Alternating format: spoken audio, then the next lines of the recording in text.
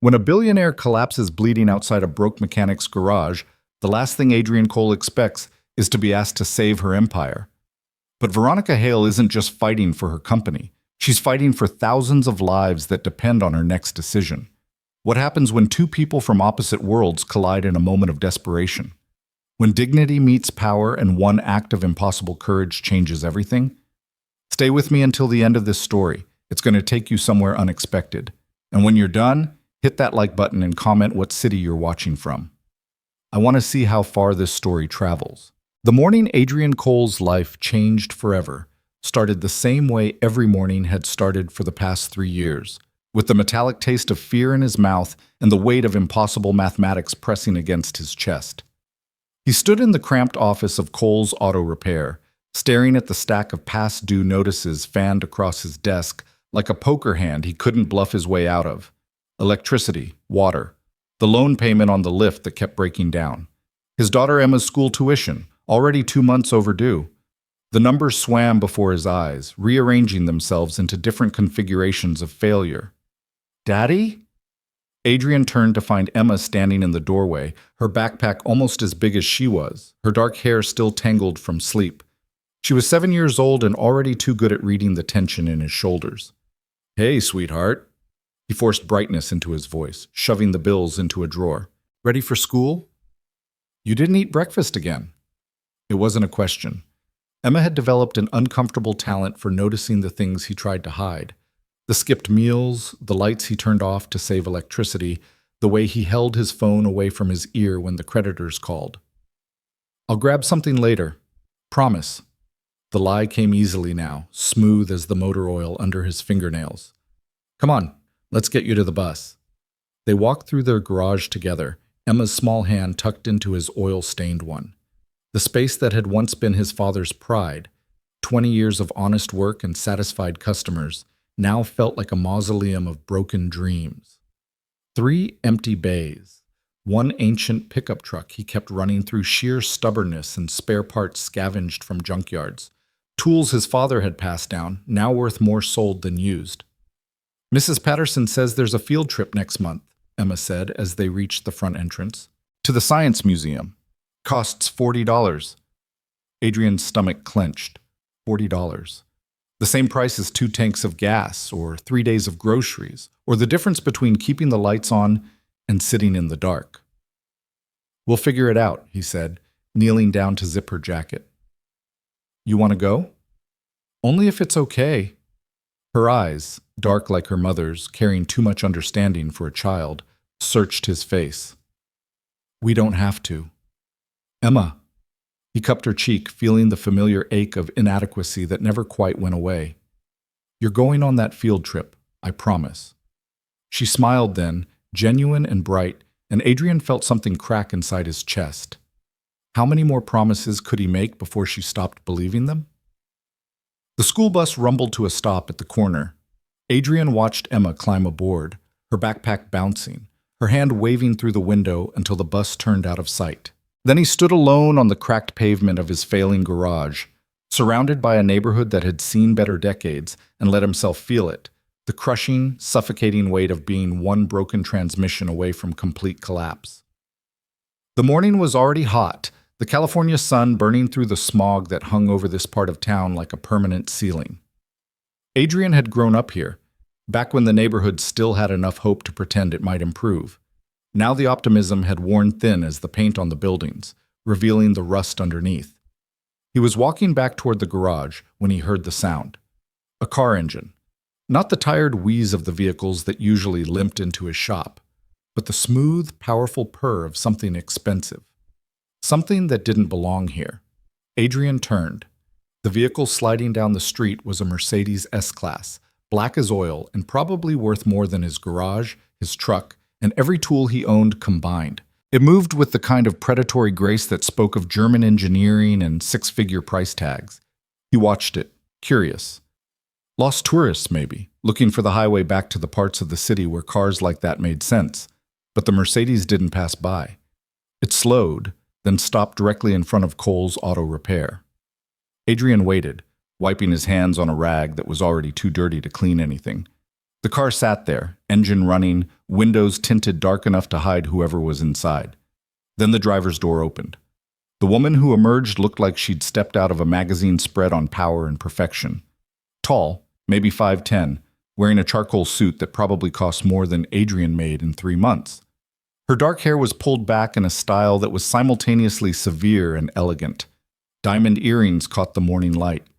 Her face was striking, sharp cheekbones, focused eyes, the kind of face you saw on Forbes covers and TED Talk stages. She moved with absolute certainty, the kind of confidence that came from always being the most important person in any room. Her heels clicked against the pavement with the rhythm of a countdown. But something was wrong. Adrian saw it in the way her hand pressed against the car door for support, in the slight hitch in her step, and how her other hand clutched her side, fingers digging into the expensive fabric of her suit. She took 3 steps toward the garage entrance. Then she screamed. It wasn't loud. It was the kind of scream that escaped when someone was trying desperately not to make a sound, when pain ripped through their control like a blade through silk. The woman's knees buckled. She grabbed for the Mercedes, but her hand slipped, and she went down hard on the pavement, her perfect composure shattering against the concrete. Adrian ran. He reached her in seconds, dropping to his knees beside her. Up close, he could see the sheen of sweat on her forehead, the way her skin had gone gray beneath her makeup. Her breathing came in short, sharp gasps. "Ma'am?" He touched her shoulder carefully. "What happened? Where are you hurt?" Her eyes snapped to his face, gray eyes, sharp even through the haze of pain. She opened her mouth to speak, but another wave seemed to hit her. She doubled over, her hand pressed against her right side, just below her ribs. "I'm calling an ambulance." Adrian already had his phone out. "No." The word came out like a command, even through gritted teeth. Her hand shot out and grabbed his wrist with surprising strength. "No ambulance, no hospital." "You need help. I need—" She stopped, breathing hard, fighting for control. "I need to get to a meeting." Adrian stared at her. "You're serious?" "Meridian Tower, downtown." Each word cost her. 30 minutes, I cannot miss it. "Lady, I don't know what's wrong with you, but you're not driving anywhere." He tried to pull his wrist free, but her grip was iron. "You need medical attention." "You don't understand." Her eyes locked onto his, and beneath the pain he saw something else. Desperation. Raw, animal desperation. "This meeting, it's not just about me.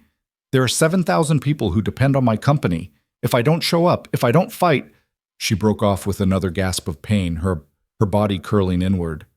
Adrian's mind raced. He recognized that desperation. He lived with it every day, the knowledge that other people's lives rested on choices he could barely afford to make.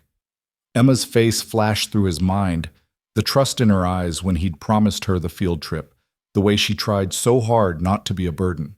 He knew what it felt like to carry the weight of people who depended on you. "What's your name?" he asked. "Veronica Hale." She forced the words out. CEO of Hale Technologies. The name meant nothing to Adrian, but the title told him everything he needed to know. This woman commanded empires. She made decisions that affected thousands of lives. And right now, she was bleeding out on the pavement outside his garage, more concerned about a meeting than her own survival. "I'm Adrian," he said, "and I'm sorry, Ms. Hale, but you're not making any meeting today." Her eyes flared with anger, or maybe it was fear. "You don't understand what's at stake. I understand you're hurt bad enough to collapse in the street." He pulled out his phone again. "I'm calling 911. Please." The word stopped him, not because it was loud, but because it was so quiet, so stripped of the authority that had armored her voice before. "Please, just get me to the meeting. 1 hour. That's all I need. Then you can take me anywhere." Adrian looked at her, really looked at her. Beneath the expensive suit and the boardroom authority, he saw a human being in crisis. Someone making the same impossible calculations he made every morning, weighing survival against responsibility, self-preservation against the people counting on you. "You need a hospital," he said quietly. "I need that meeting." "You could die. 7,000 people could lose everything." Her hand tightened on his wrist. "Their jobs, their health care, their futures. Please. I'm asking you to understand. Some things are worth the risk." Adrian thought about Emma, about the promises he'd made her, about the field trip he had no idea how to pay for, and the school tuition that was already drowning him, and the garage that was circling the drain no matter how hard he worked, about the desperate mathematics of trying to be enough for someone who needed you. He thought about dignity, about the difference between giving up and knowing when to ask for help. "Okay," he heard himself say, "but not like this." Before she could argue, he scooped her up, one arm under her knees, one behind her back. She was lighter than he expected, or maybe adrenaline made her weightless. She tensed against him, clearly not accustomed to being carried. But another spike of pain stole her protest. "What are you doing?" she managed. "Getting you to that meeting." He carried her toward his truck. "But we're stopping at a hospital first." "No, not negotiable." He pulled open the passenger door of his ancient Ford with one hand, settling her onto the seat as carefully as he could. "You get looked at by a doctor. They stabilize you. Then, and only then, we talk about your meeting." "There isn't time." "Then we better hurry." He slammed the door and ran around to the driver's side. The truck's engine coughed to life with a sound that made Veronica flinch, probably more unused to mechanical sympathy than actual cars. Adrian threw it into gear and pulled out onto the street with a speed that made the old suspension scream. "Nearest emergency room?" he asked. "St. Catherine's, 10 minutes east." Her voice was getting thinner. "But I told you." "Yeah, you told me. No hospital. Meeting too important. Lives at stake." Adrian weaved through traffic with the practiced ease of someone who'd spent 20 years navigating these streets.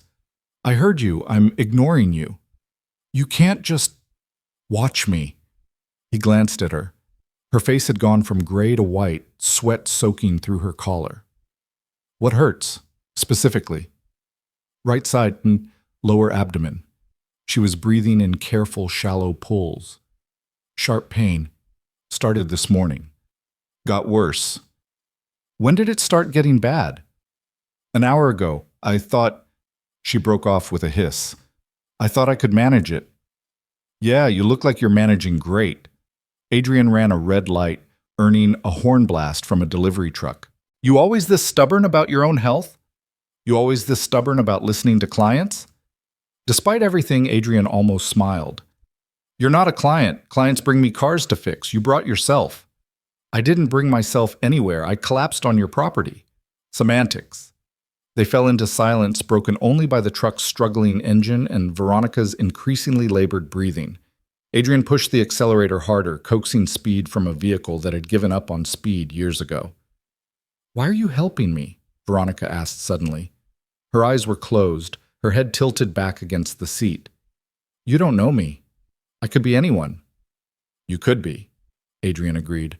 "But you're not. You're someone in trouble who asked for help. That's enough. Most people wouldn't risk it, getting involved with a stranger, taking responsibility for—" She gasped as the truck hit a pothole. "For someone else's emergency. Most people aren't desperate enough to understand desperate." Adrian took a corner too fast, the truck's tires protesting. "You said 7,000 people depend on you. I've got one person depending on me. And most days that feels impossible. I can't imagine 7,000. "Your child?" It wasn't really a question. "My daughter, Emma. She's 7. He didn't know why he was telling her this. "Her mom died when she was 2, cancer. I've been doing the single dad thing ever since, trying to keep the garage afloat, trying to be enough." "Trying to be enough?" Veronica repeated the words like they meant something. "Yes. I know that feeling." "Yeah?" Adrian glanced at her. "Somehow I figured someone in your position wouldn't. You think success means you stop worrying about being enough?" A bitter edge crept into her voice. "It just changes what enough means. Bigger numbers, more zeros, more people counting on you to have answers you don't have." The hospital came into view. St. Catherine's, a sprawling complex of buildings that looked like they'd been added onto every decade for the past century. Adrian pulled into the emergency entrance, barely stopping before he was out of the truck and pulling open Veronica's door. She tried to wave him off. "I can walk." "Sure you can, and I can fly." He reached for her, but she pulled back. "I mean it. I don't need—" Her words cut off as she tried to stand. Her legs gave out immediately, Adrian caught her before she hit the pavement, lifting her again with the same careful efficiency. This time, she didn't protest. She couldn't. The pain had stolen her breath. "Someone help!" Adrian shouldered through the emergency room doors. "I need a doctor!" The ER was controlled chaos, nurses moving with practiced urgency, the beep of monitors, the smell of antiseptic and fear. A nurse looked up from her station, took one look at Veronica's ashen face, and was already moving. What happened? She guided Adrian toward a gurney that appeared as if summoned. She collapsed. Right side pain, lower abdomen, getting worse. Adrian laid Veronica down carefully. She's been fighting it for at least an hour. The nurse was already doing an assessment, fingers on Veronica's wrist, eyes on the monitor being wheeled over. "Ma'am, can you hear me? Can you tell me where it hurts?"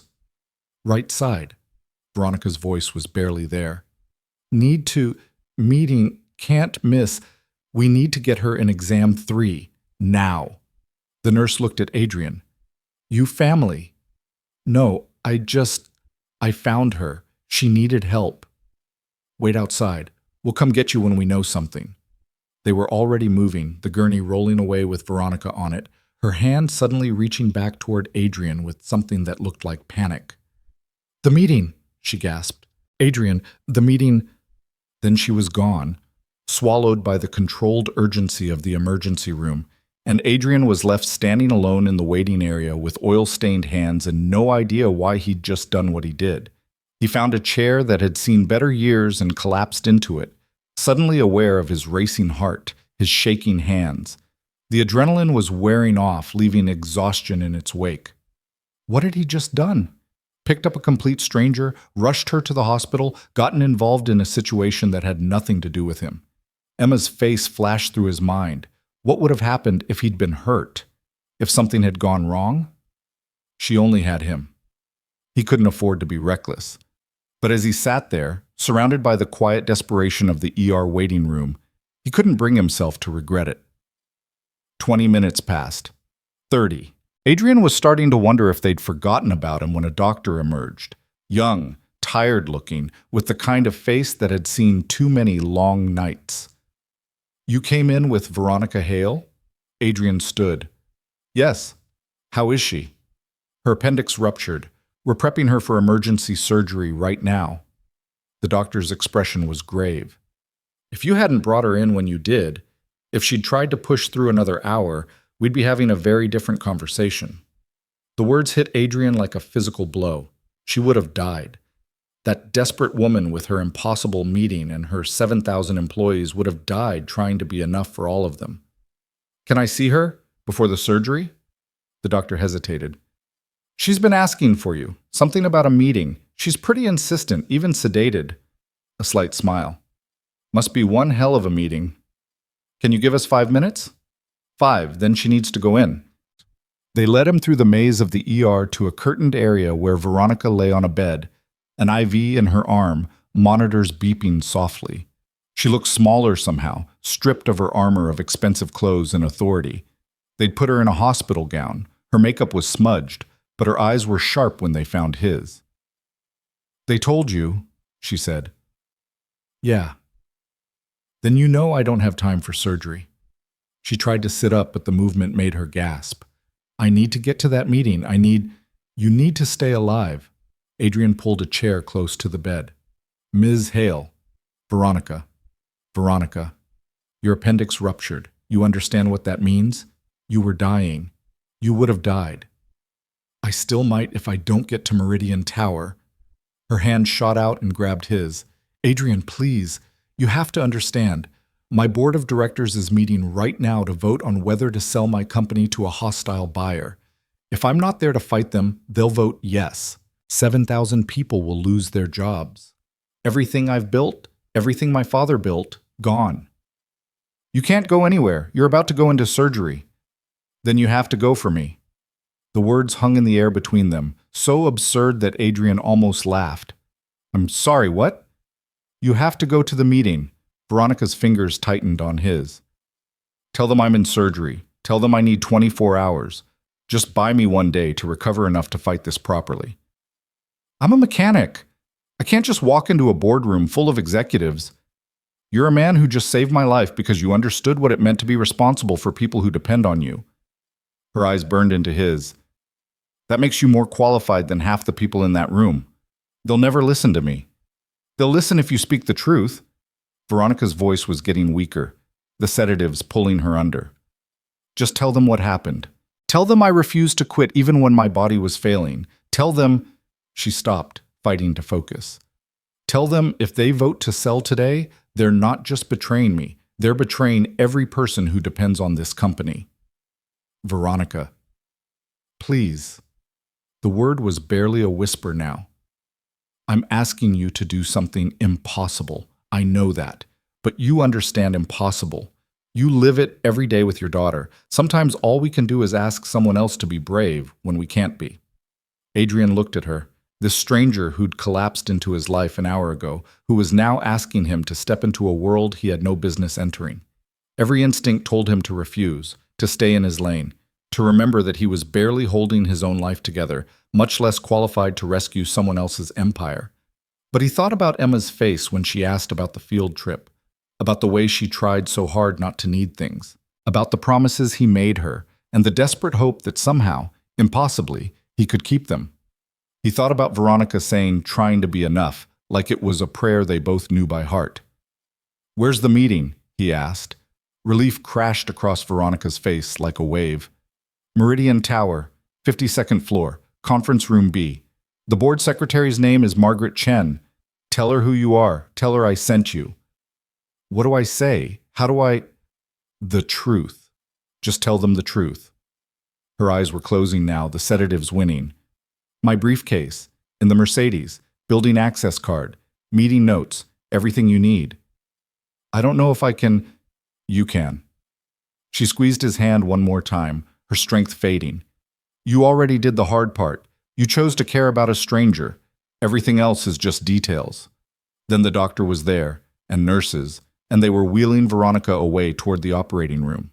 Adrian stood alone in the curtained space, his hand still warm from where she'd held it, his mind spinning with the impossibility of what he'd just agreed to do. A nurse approached with a clipboard. "We'll need you to fill out some paperwork, insurance information, emergency contacts." "I don't have any of that. I'm not family. I brought her in." The nurse's expression softened. "You saved her life. The doctor said another 30 minutes and we'd have lost her." "I just did what anyone would do." "No," the nurse said quietly. "You did what most people want to think they'd do. There's a difference." Adrian left the hospital in a daze, the morning sun now high and hot. He found the Mercedes still parked at his garage. He'd been too focused on Veronica to think about securing a car worth more than his yearly income. The doors were unlocked. Her briefcase sat on the passenger seat, black leather and expensive clasps. He opened it carefully, feeling like a thief. Inside, a tablet, a phone, a folder of documents, and a building access card with Veronica's photo and the words, "Hail Technologies, Executive Access." Adrian stared at the card for a long moment, then at his reflection in the Mercedes tinted window. Oil-stained work shirt, jeans with a hole in one knee, hands that would never look clean no matter how much he scrubbed, hair that needed cutting, the face of a man who belonged in a garage, not a boardroom. This was insane. He couldn't do this. He couldn't walk into Meridian Tower and pretend to represent one of the most powerful women in the city. They'd take one look at him and call security. But Veronica's voice echoed in his mind. Sometimes all we can do is ask someone else to be brave when we can't be. And underneath that, Emma's voice. "Only if it's okay, Daddy. We don't have to." Adrian thought about the difference between giving up and knowing when to ask for help. About the courage it took to admit you couldn't do something alone.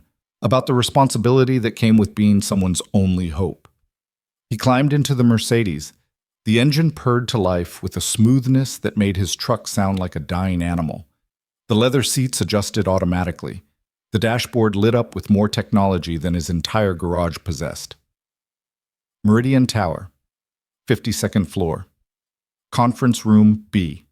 Adrian pulled out onto the street, driving toward downtown, toward a world that had no place for someone like him, toward an impossible task he had no idea how to accomplish. But he drove anyway. Because a desperate woman had asked him to understand. Because 7,000 strangers needed someone to fight for them. Because sometimes the only choice was to try, even when trying looked impossible. The city rose up around him, gleaming towers of glass and steel, the architecture of power and money. Adrian had lived his whole life in the shadow of these buildings, fixing the cars of people who worked in them, never imagining he'd have reason to enter them himself. Traffic thickened as he got closer to downtown. Adrian checked the clock on the Mercedes' dashboard. 45 minutes until the meeting. His heart hammered against his ribs. His palms were sweating on the leather steering wheel. What was he doing? What possible good could come from this? But he kept driving, past the point of turning back, past the point of reasonable decisions, into the heart of a city that had never been meant for him, carrying the hopes of a woman he barely knew and the weight of 7,000 lives he'd never met. The impossible had always been relative. Adrian understood that better than most. Every morning he woke up facing impossible mathematics: too little money, too many bills, too much responsibility, too few options. Impossible was just another word for Tuesday. But this was different. This was stepping outside the boundaries of his own struggle and into someone else's. This was choosing to care about strangers because one stranger had trusted him enough to ask. Meridian Tower came into view, a spike of glass and ambition reaching toward the sky, its windows reflecting the morning sun like armor. Adrian pulled into the underground parking garage, the Mercedes access card opening barriers that would have stopped his truck cold. He found a space marked executive parking and killed the engine. The silence was absolute. Adrian sat there for a moment, hands still on the wheel, breathing carefully. Then he picked up Veronica's briefcase, stepped out of the car that cost more than his entire year's income, and walked toward the elevator that would take him to the 52nd floor. To a room full of powerful people who would decide the fate of thousands. To a fight that wasn't his. To a promise he had no idea how to keep. But he walked anyway. Because sometimes courage wasn't about knowing what to do. It was about doing it anyway, grease-stained hands and all. The elevator doors opened onto the 52nd floor with a soft chime that sounded like a bell tolling for Adrian's sanity. The lobby that stretched before him was all polished marble and floor-to-ceiling windows, the kind of space designed to remind visitors that they were entering a realm of serious money and serious power. A receptionist sat behind a curved desk of dark wood and chrome, her expression professionally neutral as she looked up at Adrian's approach. He was acutely aware of how he must look. Work boots scuffing across marble that probably cost more per square foot than his monthly rent, jeans that had seen better years, a shirt with his name embroidered over the pocket next to a faded logo for Kohl's Auto Repair. He carried Veronica's briefcase like a shield, the only thing marking him as someone who might possibly belong here. "Can I help you?" The receptionist's tone was polite, but her eyes cataloged him quickly, already forming conclusions. "I'm here for the board meeting, conference room B." Adrian's voice came out steadier than he felt. "Veronica Hale sent me." The receptionist's eyebrows rose fractionally, the only crack in her professional facade. "Ms. Hale sent you?" "Yes, she's been detained. Medical emergency." Adrian set the briefcase on the desk, opened it, and pulled out Veronica's access card. "She asked me to represent her." The woman stared at the card, then at Adrian, clearly trying to reconcile the oil under his fingernails with the executive credentials in his hand. "I'll need to verify this with Margaret Chen. One moment." She picked up her phone, speaking in low tones while her eyes stayed on Adrian like he might bolt or steal something. He stood there, hands in his pockets, trying to look like he belonged while every instinct screamed that he should run back to the elevator before this went any further. "Margaret will be right out." The receptionist hung up, her expression unchanged. "Please wait here." Adrian waited. Through the windows behind the reception desk, the city sprawled in all directions, a kingdom of glass and ambition. He could see the neighborhood where his garage sat, small and insignificant from this height, barely visible through the haze. Two different worlds separated by 52 floors and a million miles of circumstance. "You must be Adrian." He turned to find a woman approaching, mid-50s, Asian, wearing a navy suit that spoke of quiet authority. Her face was kind but sharp, the look of someone who'd spent decades managing chaos while maintaining perfect composure. I'm Margaret Chen, Ms. Hale's executive assistant. She extended her hand and Adrian shook it, relieved when she didn't flinch at the permanent grease stains on his palm. Veronica called me from the hospital. She explained the situation. She did? Before they put her under for surgery, apparently. The nurses said she was quite insistent about making the call. Margaret's expression softened slightly. She said you saved her life, that she would have died if you hadn't gotten her to the hospital. Adrian shifted uncomfortably. I just did what anyone would. We both know that's not true. Margaret gestured toward a hallway lined with abstract art that probably cost more than Adrian's entire garage. Walk with me. We have about 5 minutes before the meeting starts, and there are some things you need to know. They walked together, their footsteps muffled by carpet thick enough to sleep on. Margaret spoke quickly, her voice low and efficient. The board is voting today on whether to accept a buyout offer from Titan Holdings. It's a hostile takeover disguised as a friendly merger. If the vote passes, Hale Technologies ceases to exist as an independent company. Titan will strip the valuable assets, restructure everything else, and eliminate approximately 70% of our workforce to streamline operations. 7,000 people, Adrian said quietly. Give or take. Most of them have been with the company for years. They have families, mortgages, children in college. Margaret's jaw tightened. Veronica has been fighting this for 6 months. The board is split, 7 members in favor of selling, 6 opposed. Veronica's vote would have created a tie, which would delay the sale and give her time to find alternative financing. But she's not here. No. And the board chairman, Richard Westbrook, has been pushing hard for this sale. He stands to make a substantial personal profit from the deal. They stopped outside a set of heavy wooden doors. He'll argue that Veronica's absence demonstrates exactly why the company needs new leadership, that she's too invested personally, too unwilling to make the hard business decisions necessary. Adrian stared at the doors. Behind them, he could hear the murmur of voices. People who spoke the language of quarterly earnings and market share, people who made decisions that altered thousands of lives before lunch.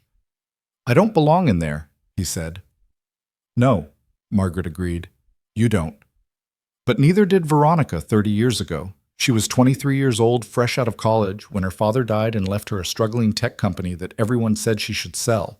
She fought for it anyway, built it into what it is today. She looked at Adrian directly. She's asking you to do something impossible, but she wouldn't ask if she didn't believe you could do it. She doesn't know me. We met 2 hours ago when she collapsed outside my garage. She knows enough. Margaret reached for the door handle, then paused. She told me you have a daughter, that you understand what it means to fight for people who depend on you. Emma's face flashed through Adrian's mind, her 2 wise eyes, her careful questions about money, the way she tried so hard not to need things. What do I say in there about, he asked. The truth. It's the only weapon Veronica's ever needed. Margaret pushed open the doors. Good luck, Adrian. You're going to need it. The conference room was enormous, dominated by a table of dark polished wood that could have seated 30 people comfortably. Today it held 13, 12 board members and 1 empty chair at the head of the table where Veronica should have been sitting. Every eye turned to Adrian as he entered. The board members were a cross-section of corporate power, men and women in expensive suits, faces ranging from curious to hostile. Adrian recognized the type from the customers who occasionally brought their luxury cars to his garage, the ones who made sure he knew they were doing him a favor by letting him touch their vehicles. At the far end of this table sat a man who could only be Richard Westbrook, late 60s, silver hair, a suit that probably cost more than Adrian made in 6 months. His face was professionally neutral, but his eyes gleamed with something sharp and predatory. Can we help you? Westbrook's tone suggested he already knew the answer and didn't like it. This is a closed meeting. Adrian moved forward, setting Veronica's briefcase on the table. The room was so quiet he could hear the leather settle against the wood. My name is Adrian Cole. Veronica Hale sent me to represent her. The silence that followed was broken by someone's sharp intake of breath. Then everyone spoke at once. Represent her? Who is this man? Richard, what's going on? Westbrook raised a hand and the room fell silent, his eyes fixed on Adrian with the intensity of a snake sizing up prey. Mr. Cole, I don't know what Ms. Hale told you, but board meetings are restricted to board members and authorized executives. You are neither. No, Adrian agreed. I'm the man who saved her life this morning when her appendix ruptured and she collapsed outside my auto shop. That got their attention. The murmuring stopped. Several board members leaned forward. Veronica's hurt? This from a woman in her 40s, dark-skinned, wearing red-frame glasses. Concern creased her face. How badly? She's in surgery right now at St. Catherine's. Adrian kept his voice steady. Emergency appendectomy. The doctor said if she'd waited another hour, she would have died. Then this meeting needs to be postponed. The woman looked at Westbrook. Richard, we can't proceed without her. Actually, we can. Westbrook's expression didn't change. The bylaws are clear. A board vote can proceed with a quorum of 2/3 membership. We have all 12 voting members present. Miss Hale's absence, while regrettable, doesn't prevent us from conducting business. She was trying to get here anyway, Adrian said. Even after she collapsed, even bleeding and barely able to stand. All she could talk about was this meeting, about the 7,000 people who depend on this company. That's very touching. Westbrook's tone suggested it was anything but. However, it also demonstrates exactly the problem this board has been discussing for months. Ms. Hale's emotional attachment to this company has compromised her business judgment. She's so invested in the past, in her father's legacy, that she can't see the practical realities of our current market position. The reality is that Titan Holdings wants to gut us. This from a younger man, maybe 35, with the intensity of someone who'd fought his way up. They don't want to merge. They want to strip the profitable divisions and eliminate everything else. They want to optimize, Westbrook corrected. Westbrook. To remove redundancies and focus on core competencies. That's sound business practice, Michael. That's corporate speak for destroying lives. Michael's hands clenched on the table.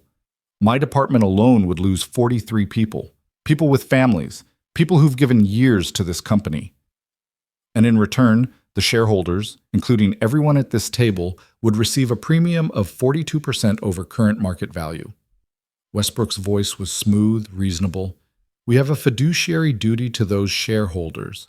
Turning down an offer like this based on sentiment isn't just poor business. It's a breach of our responsibilities. There's nothing in our fiduciary duty that requires us to betray the people who built this company. The woman with red glasses, her nameplate read Dr. Susan Park, spoke with quiet steel. Veronica's been working on an alternative. Private equity funding that would allow us to restructure without mass layoffs. A plan she's been working on for 4 months with nothing to show for it. Westbrook shuffled papers in front of him. Meanwhile, our market share continues to erode. Our competitors continue to gain ground. How much longer do we wait for a miracle that isn't coming? Adrian had been standing silently, watching the dynamics play out. But something in Westbrook's dismissive tone, the casual way he wrote off 7,000 lives as acceptable losses, made him think of Emma, of the creditors who called his garage with that same reasonable business-like tone while they explained why they had no choice but to add more fees, raise more rates, squeeze more blood from stones that had nothing left to give. Can I say something? He asked. Westbrook looked at him like he'd forgotten Adrian was there. Mr. Cole, with all respect, you're not qualified to comment on corporate governance or financial strategy. You're right. I'm not. Adrian moved closer to the table. I'm a mechanic. I fix cars, or I try to, when I can afford the parts and the electricity to keep my lifts running. I'm 1 bad month away from losing everything I've built. So no, I don't know anything about quarterly earnings or market optimization. He paused, looking at each board member in turn. But I know what it's like to be responsible for people who depend on you. I've got one person counting on me, my 7-year-old daughter, just one. And most days, trying to be enough for her feels impossible. I can't imagine what it's like to carry 7,000 people on your shoulders. Mr. Cole, Westbrook started, but Adrian kept talking. Veronica Hale's appendix was rupturing. She was dying. And you know what she was worried about? Not her own life. This meeting, this vote. She was willing to risk everything because she understood something that apparently needs to be said out loud. He looked directly at Westbrook. The people who work for this company aren't numbers on a spreadsheet. They're not redundancies to be optimized. They're human beings with families and mortgages and kids who need braces. They're people who trusted that if they worked hard and did their jobs well, this company would take care of them. That's a very idealistic view, Westbrook said.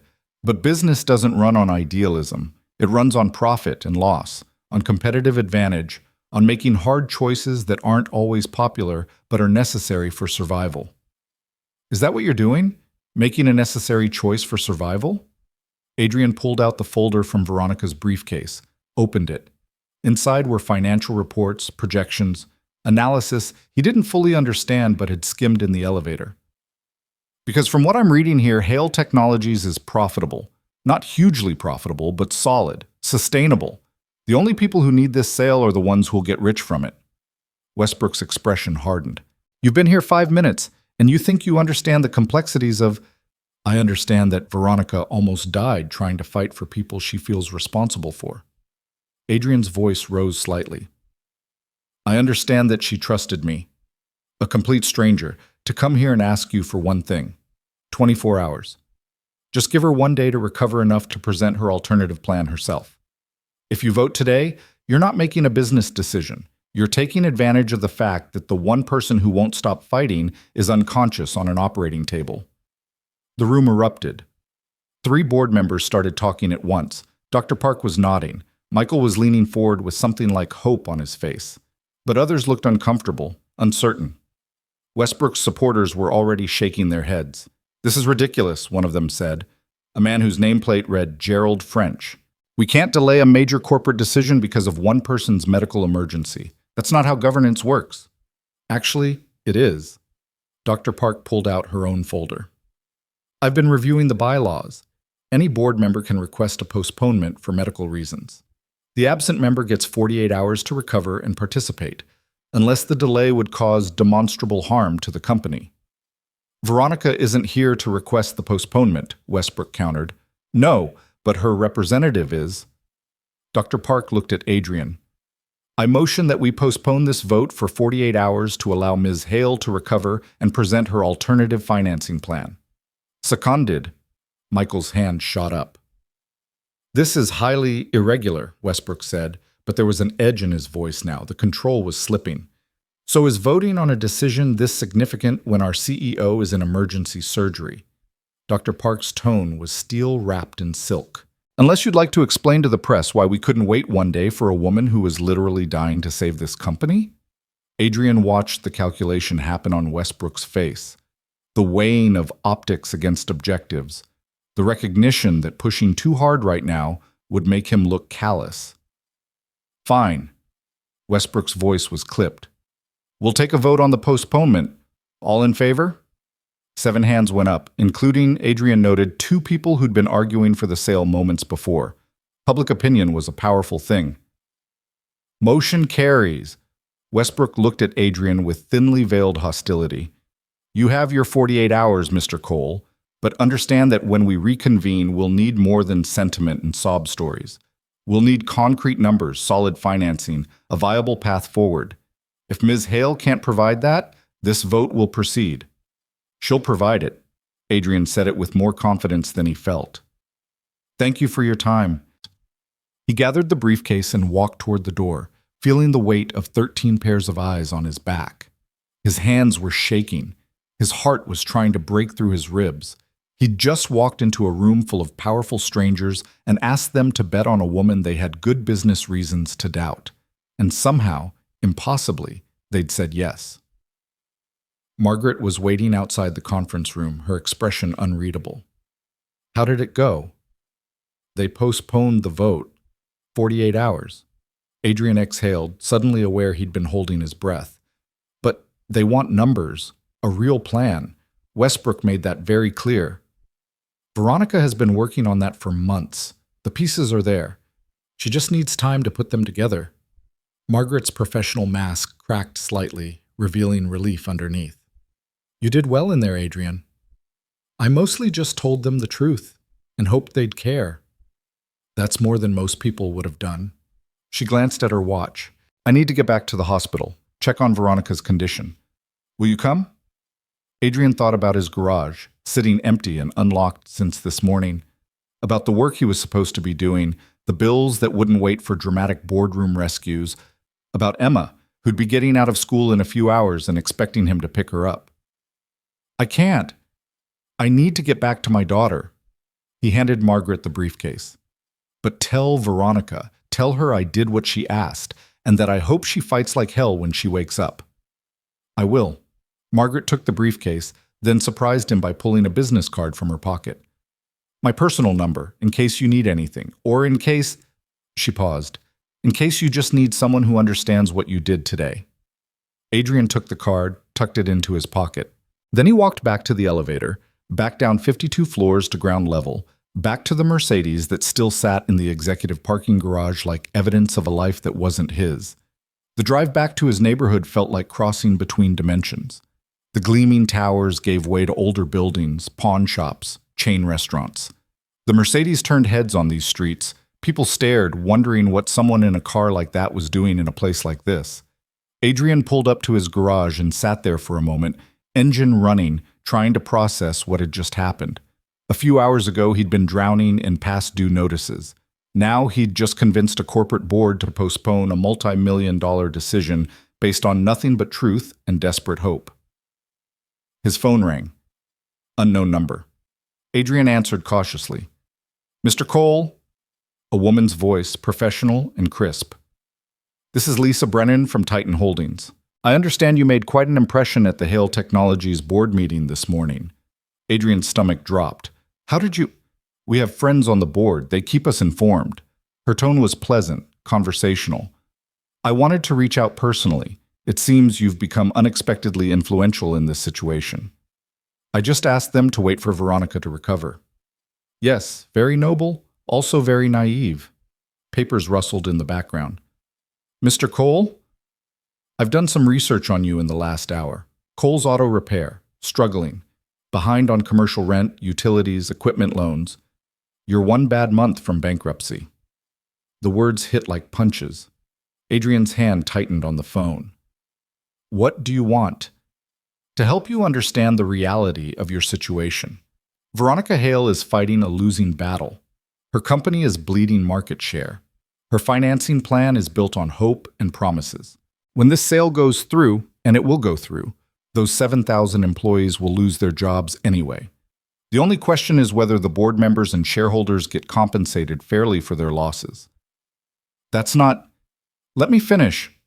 Lisa's voice hardened slightly. You've stepped into something you don't understand. Powerful people have made commitments based on this deal. They don't appreciate interference from well-meaning amateurs. However, I'm prepared to make you an offer. I don't want anything from you. $20,000 cash, deposited in your account today. She let that sink in. All you have to do is nothing. Don't go back to that hospital. Don't encourage Veronica to keep fighting. Just step away and let the adults handle this business. $20,000. Adrian thought about his past due rent, his equipment loans, Emma's school tuition, money that would solve every immediate problem crushing him. Money that would let him breathe for the first time in 3 years. Mr. Cole, are you still there? Yeah, Adrian said quietly. I'm here. Good. This is a generous offer for what amounts to doing absolutely nothing. Think about your daughter. Think about the stability that money would provide. You can't save Veronica's company. She can't even save it herself. But you can save your own future. Adrian thought about Emma asking if the field trip was okay, about the way she tried to make herself smaller, less expensive, less of a burden, about promises he couldn't keep and hopes he couldn't afford to have. He thought about Veronica's eyes in the emergency room, desperate and determined, about her hand gripping his while she asked him to understand the impossible weight of responsibility. Ms. Brennan. Yes? Go to hell. He hung up. His hands were shaking again, but this time it wasn't from fear. $20,000. He just turned down $20,000 they'd tried to bribe him with. Money that could have changed everything. But some things couldn't be bought. Some promises couldn't be broken, even when keeping them made no logical sense. Adrian got out of the Mercedes and walked into his garage. The familiar smell of motor oil and metal welcomed him home. He'd been gone for hours, but it felt like years, like he'd stepped into someone else's life and barely escaped with his own identity intact. His phone buzzed with a text from the school. Reminder about Emma's field trip payment, due by the end of the week. $40 that might as well be $4,000. Adrian stared at the message, then at the garage that was slowly killing him with its demands, at the tools his father had passed down, now worth more sold than used, at the bays that sat empty because he couldn't afford to advertise, couldn't compete with the chain shops that had mechanics and money and marketing budgets. He'd turned down $20,000. He must be out of his mind. But as he stood there in the dying afternoon light, surrounded by the wreckage of his father's dream and his own failing hopes, Adrian felt something he hadn't felt in a long time. Something that had nothing to do with money or success or getting ahead. He felt like he'd done the right thing, not the smart thing, not the practical thing, but the right thing. And for just a moment, that was enough. His phone rang again. Adrian looked at the screen, expecting another threat or bribe from Titan Holdings, but it was Margaret Chen's number. Adrian, it's Margaret. I'm at the hospital. Veronica's out of surgery. She's asking for you. I have to pick up my daughter. She knows. But she wanted me to tell you something. Margaret's voice softened. She said to tell you that you're braver than you know, and that whatever happens next, she won't forget what you did today. Adrian closed his eyes. How is she? Recovering. The surgery went well. She'll be able to fight. A pause. Because you gave her the chance to. After they hung up, Adrian stood in his empty garage and let himself feel it. The fear and the hope and the crushing awareness that he'd just tied his fate to a stranger's impossible battle. He'd walked away from money he desperately needed. He'd made promises he had no power to keep. He'd stepped so far outside his depth that he couldn't even see the shore anymore. But he'd also done something he could explain to Emma someday. Something that would make sense when she asked him what it meant to be a good person in a world that rewarded being practical more than being kind. The afternoon sun slanted through the garage windows, painting everything gold. Adrian checked his watch. Almost time to get Emma from school. Time to return to the small, manageable crisis of being a single dad, trying to make rent and keep promises, and be enough for one small person who deserved the world. The boardroom felt like a dream now. The Mercedes, the executives, the impossible request. But the weight of it stayed with him. The knowledge that 48 hours from now, Veronica would stand in front of that board and fight for 7,000 lives. And somewhere in that fight, mixed up with corporate politics and financial strategy and all the things Adrian didn't understand, was the simple truth he'd spoken in that conference room. That people weren't numbers. That responsibility meant something. That sometimes the right choice and the profitable choice weren't the same thing. Adrian locked up the garage and climbed into his truck. The engine coughed to life, familiar and struggling. He drove toward Emma's school, toward the life he knew and understood, even as part of his mind stayed in that hospital room where a powerful woman fought to wake up and save an empire. He'd done what she asked. He'd bought her time. The rest was up to her. But as Adrian drove through his neighborhood, past the struggling businesses and tired buildings, past the people who worked hard and barely got by, past all the invisible lives that powerful people never saw, he realized something. He hadn't just been fighting for Veronica's company today. He'd been fighting for every person like him, every parent stretching dollars that wouldn't stretch, every worker whose dignity got lost in someone else's bottom line, every dream that looked foolish on paper but meant everything to the person who held it. Maybe that was worth more than $20,000 after all. Maybe that was worth everything. Emma was waiting by the school fence when Adrian pulled up, her backpack dragging on the ground behind her. She climbed into the truck with the practiced efficiency of a child who'd done this 1,000 times, buckling herself in before Adrian could reach over to help. "How was school?" he asked, pulling back into traffic. "Fine." She was quiet for a moment, then looked at him with those two observant eyes. "You look different." "Different how?" "I don't know, tired. But not the regular tired." She tilted her head, studying him. "What happened today?" Adrian thought about how to answer that.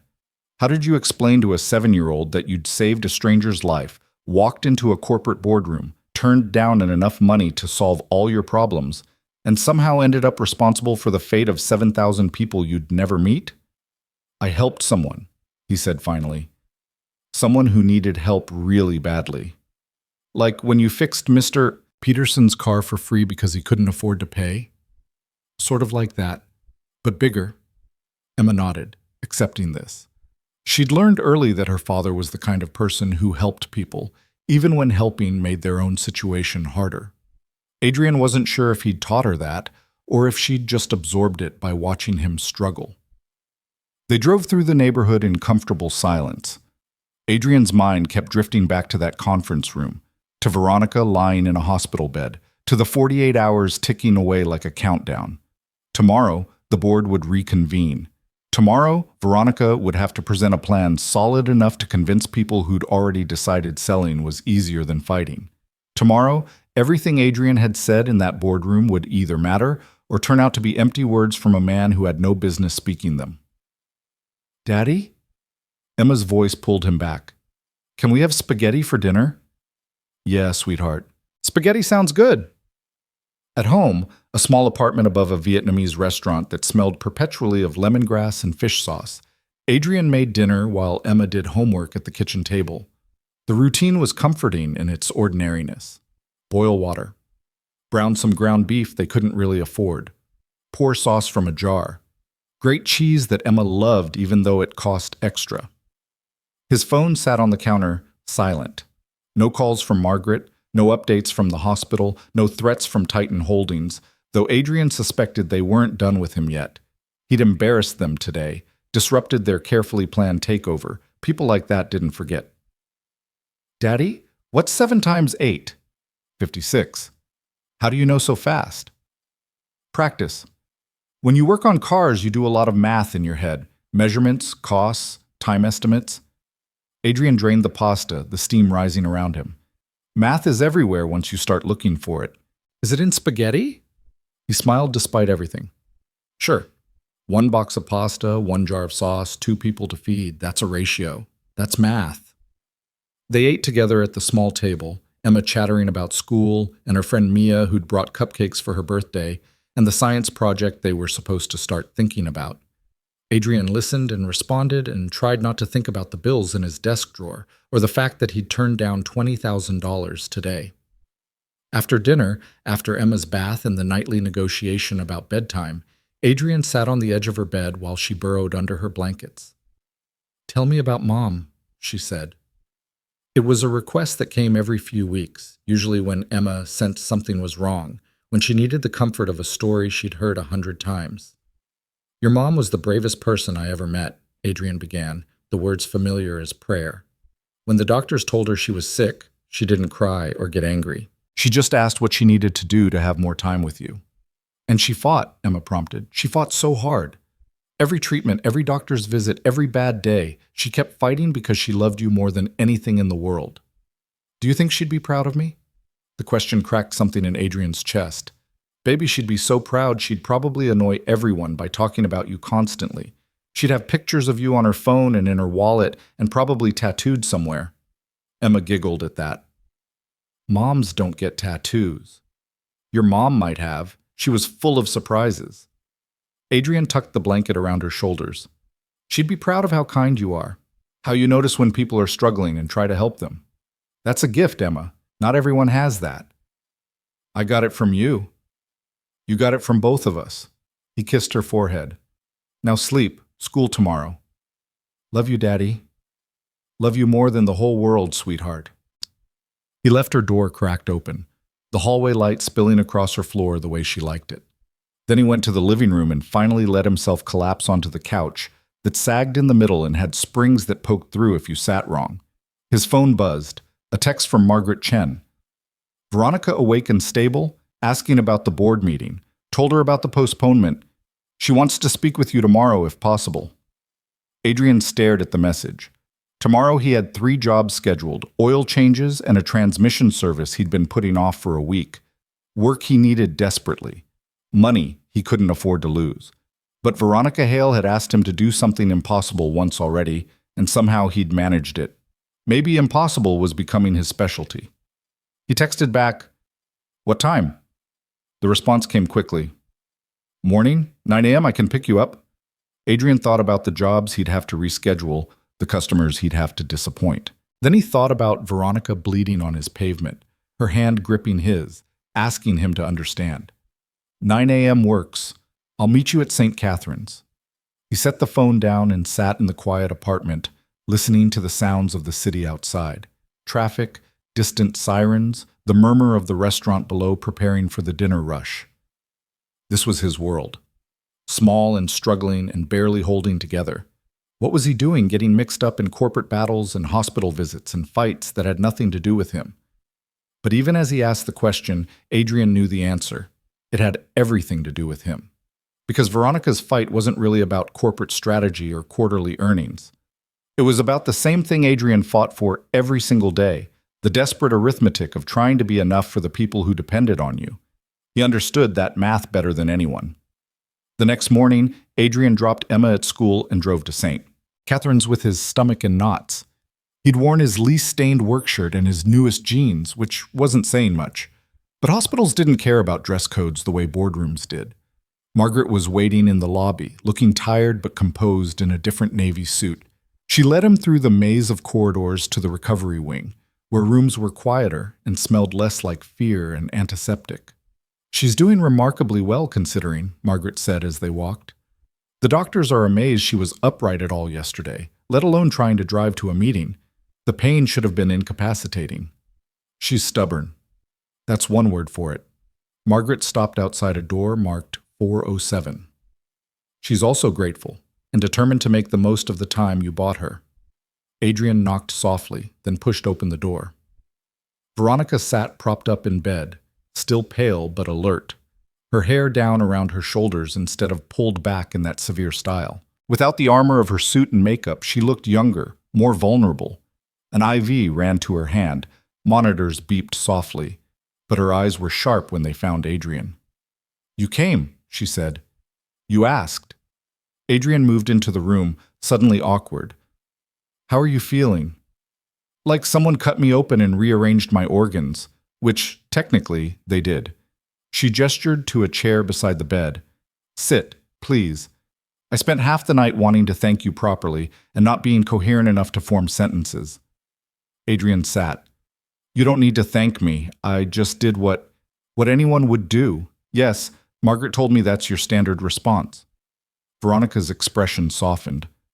"But we both know it's not true. Most people would have called an ambulance and walked away. You got involved. You cared about a complete stranger's crisis. You asked me to understand. I understood. And then you walked into my board meeting and apparently gave a speech that made Richard Westbrook look like the villain in a Dickens novel." A slight smile. "Margaret played me the recording. You were extraordinary." Adrian felt heat creep up his neck. "I just told them the truth. The truth is often extraordinary, especially in rooms where people have spent months avoiding it." Veronica shifted slightly, wincing. "They gave me 48 hours. That means the reconvened meeting is tomorrow at 10. I need to be ready. Can you even leave the hospital by then?" "I'll leave if I have to crawl, but that's not the problem." She reached for a tablet on the bedside table, pulled up a document. "The problem is that Richard was right about one thing. I've been working on alternative financing for months, but I haven't been able to close the deal. The private equity firms want too much control. The traditional lenders won't touch us without collateral we can't provide. I've been chasing a solution that might not exist." Adrian looked at the numbers on the screen, millions of dollars moving between categories he barely understood, projections and scenarios and calculations that made his own financial struggles look simple by comparison. "What if you can't find the financing?" he asked. "Then I've failed. The board votes to sell. Titan gets the company. 7,000 people lose their jobs over the next 18 months. Veronica's jaw tightened. "And my father's legacy, everything he built from nothing, becomes just another acquisition in someone's portfolio." "Your father started the company?" "In our garage, literally." Veronica set the tablet aside. "He was an engineer with big ideas and no money. My mother thought he was crazy, but he believed that if you built something good enough, people would value it. He built Hale Technologies one contract at a time, one employee at a time, always putting people before profit. Sounds like he understood what mattered. He did, and when he died, everyone assumed I'd sell. I was 23, fresh out of business school. What did I know about running a tech company? She looked at Adrian directly. But I knew what it meant to him. I knew the names of the engineers who'd bet their careers on his vision. I knew we were responsible for families and mortgages and futures. So I fought. For 30 years, I've fought. The weight in her voice was familiar. Adrian heard it in his own head every time he looked at Emma and wondered if he was doing enough, being enough. "You're still fighting," he said. "I'm trying, but I'm running out of options." Veronica closed her eyes briefly. "Do you know what the worst part is? If this was just about me, I could walk away. Titan's offering me a generous exit package. I could retire, travel, never worry about quarterly earnings again. But it's not about me." "It never is," Adrian said quietly. "The weight is always for someone else." Veronica opened her eyes, studying him. "Emma, your daughter. Margaret told me a little about your situation, that you're barely keeping your garage afloat, that you turned down money from Titan that could have solved your immediate problems." Adrian shifted uncomfortably. "How did you—" "Lisa Brennan called me this morning. Apparently she's quite frustrated that you rejected her very generous offer." Something fierce entered Veronica's expression. "She suggested that you didn't understand the seriousness of interfering with their acquisition." "She threatened you?" "She tried. I explained to her in very specific terms what would happen if she attempted to intimidate or harm you in any way." Veronica's smile was sharp enough to cut. "I might be stuck in a hospital bed, but I still have lawyers, connections, and a very long memory." "You didn't have to do that." "Yes, I did. You put yourself at risk for me, for people you don't even know. The least I can do is make sure you don't suffer consequences for basic human decency." She paused. "Which brings me to something I need to ask you. Another impossible favor." Adrian's stomach tightened. "What kind of favor?" "Tomorrow, when I walk into that boardroom, I need to present a financing plan that's solid enough to convince 12 skeptical board members.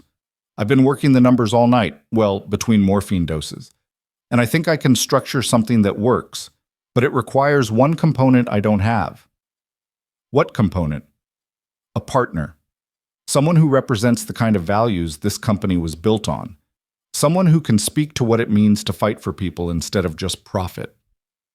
Veronica's eyes held his. "I want you there, Adrian, not as my representative this time, as my partner in presenting this plan." "I don't understand. I'm a mechanic. What possible value? You have something those board members don't. You have authenticity. When you speak about responsibility and dignity and fighting for people who depend on you, everyone in that room knows you're not performing. You live it." She leaned forward slightly, intensity burning through the pain medication. "The financing plan I'm proposing involves restructuring the company with a focus on employee ownership and long-term sustainability over short-term profit.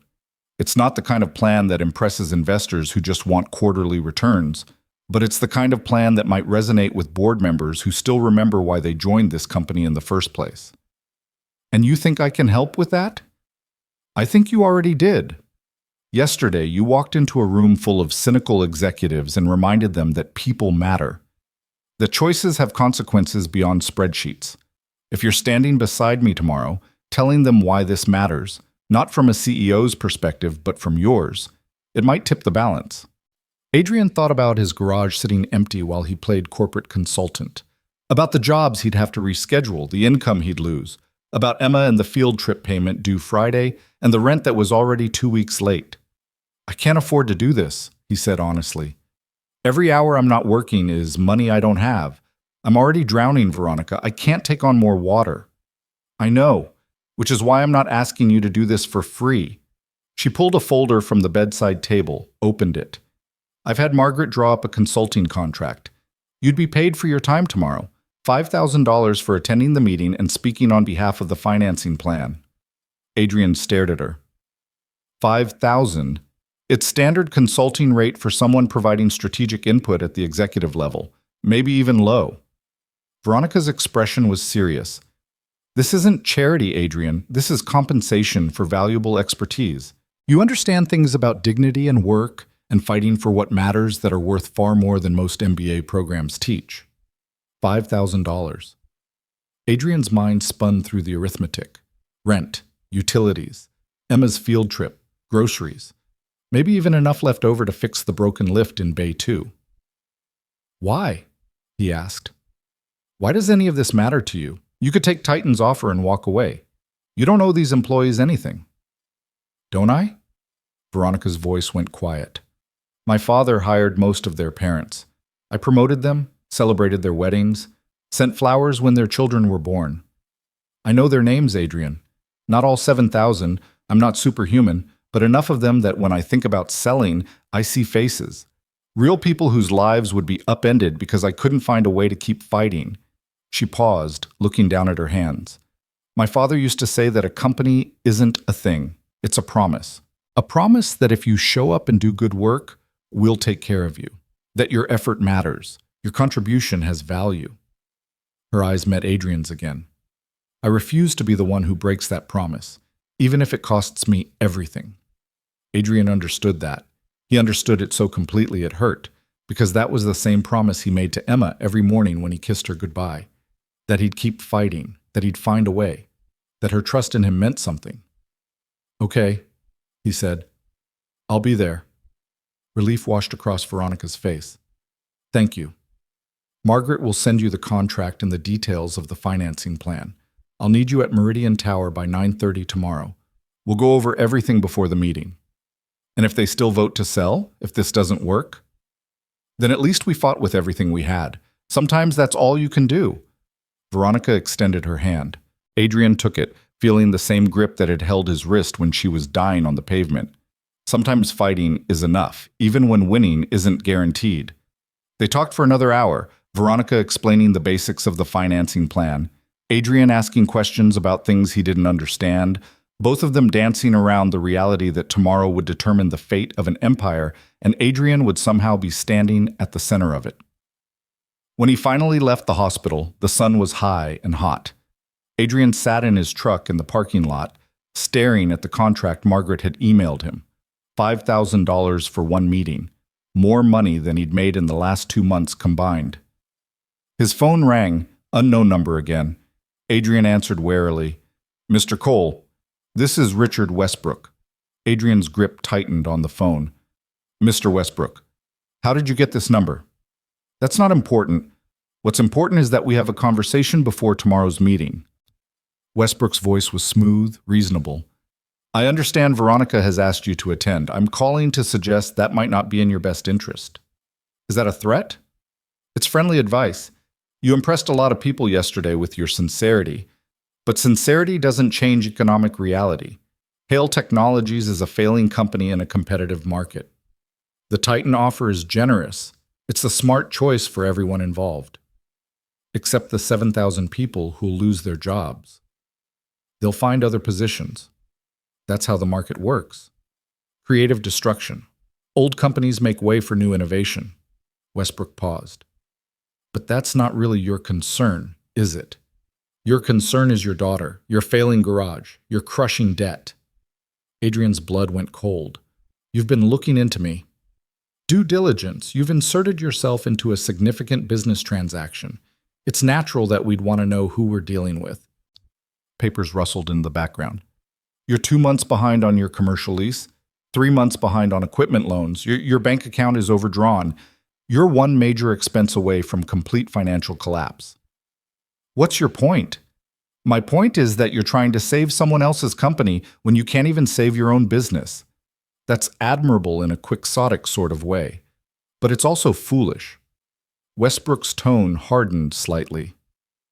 Veronica Hale is using you, Mr. Cole. She's exploiting your sense of responsibility to fight a battle she's already lost. And when this is over, when the board votes to sell anyway, you'll be left with nothing but wasted time and good intentions. At least I'll be able to look at myself in the mirror. Will your daughter be able to eat good intentions? Will they keep the lights on in your garage? A pause. I'm prepared to make you a better offer than Titan did. $50,000. Deposited immediately. All you have to do is not show up tomorrow. The number hit Adrian like a fist. $50,000. Life-changing money. Enough to save his garage, pay off his debts, give Emma the stability she deserved. Why? Adrian asked. Why does my absence matter that much to you? Because you have something that's dangerous in a boardroom. You have authenticity. When you speak, people believe you care. That's compelling. It's also unpredictable. Westbrook's voice went cold. I don't like unpredictable variables in important decisions. Removing you removes the variable. So you want to buy my silence. I want to compensate you for your time and remove you from a situation that doesn't concern you. It's a business transaction, Mr. Cole, nothing personal. Adrian thought about Emma, about the promises he'd made her, about the field trip and the tuition, and the 1,000 small ways he failed to be enough every single day. He thought about Veronica in that hospital bed, tubes in her arm, still fighting for people she felt responsible for. He thought about his father, who'd built Cole's auto repair on the principle that you did good work for fair prices and you treated people with dignity, even when it wasn't profitable. Mr. Westbrook, Adrian said quietly, you and Titan can take your $50,000 and don't be rash. Think about, I have thought about it. You're offering me money to abandon someone who's counting on me, to break a promise I made, to teach my daughter that integrity is negotiable when the price is high enough. Adrian's voice was steady now.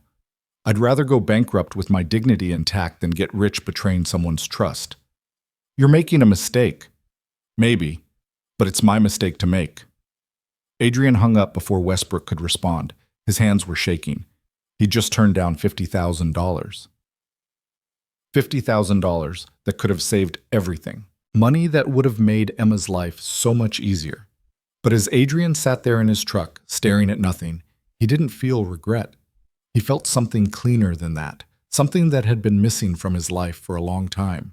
He felt like the kind of man his father had been, the kind of man he wanted Emma to remember. The rest of the day passed in a blur of rescheduled appointments and disappointed customers.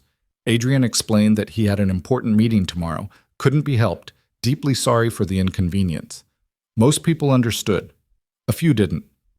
One customer took his business elsewhere, which hurt but couldn't be helped. By the time Adrian picked up Emma from school, he was exhausted and anxious and wondering if he'd made the stupidest decision of his life. You look tired again, Emma observed from the passenger seat. Big day tomorrow, sweetheart. The person you helped yesterday. Yeah, I'm helping them again. Emma was quiet for a moment, then said, Is it hard? Helping people when you're already tired? Adrian glanced at her, saw her small face serious with concern, and felt his heart crack a little. Sometimes. But some things are worth being tired for. Like me? Especially like you. He reached over and squeezed her hand. You're worth everything, Emma. Never forget that. That night, after dinner and homework and the bedtime routine, Adrian sat at his kitchen table and read through the financing plan Veronica had sent.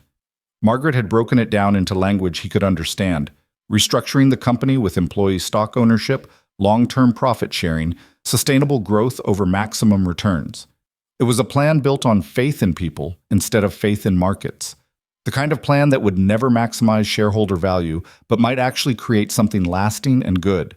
The kind of plan that had no place in modern corporate America. And tomorrow, Adrian would have to walk into a room and convince 12 skeptical board members that it was worth fighting for. He thought about calling Margaret, asking for more preparation, more coaching, but he already knew what he needed to say. It was the same thing he'd said yesterday, the truth. Around midnight, Adrian's phone buzzed with a text from Veronica. I know you're probably asleep, but I wanted to say thank you. Not for tomorrow, for yesterday. You saved my life.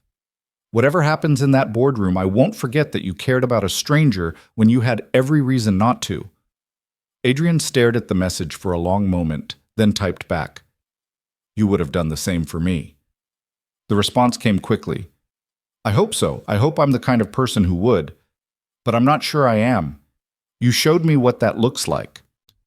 Adrian set the phone down and sat in the quiet apartment, listening to Emma breathe softly in her room, feeling the weight of tomorrow pressing down on him like gravity. Somewhere across the city, Veronica Hale lay in a hospital bed, fighting to heal fast enough to save an empire. Somewhere else, 7,000 people lived their lives with no idea that their futures hung on a vote that would happen in less than 12 hours. And somewhere in the machinery of corporate power, Richard Westbrook and Lisa Brennan were probably planning their next move, their next pressure point, their next way to ensure the outcome they wanted. But right now, in this moment, Adrian had made his choice. He'd turned down money he desperately needed. He'd committed to fighting for people he'd never meet. He'd stepped so far outside his comfort zone that he couldn't even remember what comfort felt like. And despite the fear and the uncertainty and the very real possibility that tomorrow would end in failure, Adrian felt something unexpected. He felt ready. Not ready like he had all the answers. Not ready like he couldn't fail. But ready like he knew what mattered and was willing to fight for it. Consequences be damned. Tomorrow would come. The board would vote. The outcome would be whatever it would be. But tonight, Adrian Cole was a man who'd chosen integrity over money, who'd stood by a stranger in crisis, who taught his daughter through actions instead of words what it meant to do the right thing, even when it cost you everything. And if that wasn't enough, at least it was something he could live with. Adrian barely slept. He lay awake watching shadows move across the ceiling, running through scenarios in his mind, imagining all the ways tomorrow could go wrong. Around 4 in the morning, he gave up and made coffee, sitting at his kitchen table in the dark while the city slowly woke around him. By 7, he'd showered and dressed in the only dress shirt he owned, white, slightly wrinkled despite his best efforts with an iron that had seen better days. The collar felt tight, his hands wouldn't stop shaking. He looked at himself in the bathroom mirror and saw a man playing dress-up, pretending to be someone qualified to walk into boardrooms and speak about million-dollar decisions.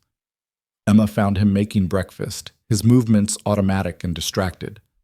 "You're wearing your fancy shirt," she observed, climbing onto a kitchen chair. "Is today the big help day?" "Yeah, sweetheart, the big help day." "Are you nervous?" Adrian set a plate of eggs in front of her. "A little bit. When I get nervous before tests, Mrs. Patterson says to remember that trying my best is what matters, even if I don't get everything right." Emma picked up her fork, looking at him with those dark, serious eyes. "Maybe that works for dads too." Adrian knelt down beside her chair, overwhelmed suddenly by how much he loved this small person who tried so hard to take care of him when it should have been the other way around. "When did you get so smart?" he asked. "I was always smart. You just get too worried to notice sometimes." She kissed his cheek, leaving a tiny smudge of egg. "You'll be good at helping, Daddy. You're always good at that." After dropping Emma at school, Adrian drove to Meridian Tower with his stomach in knots.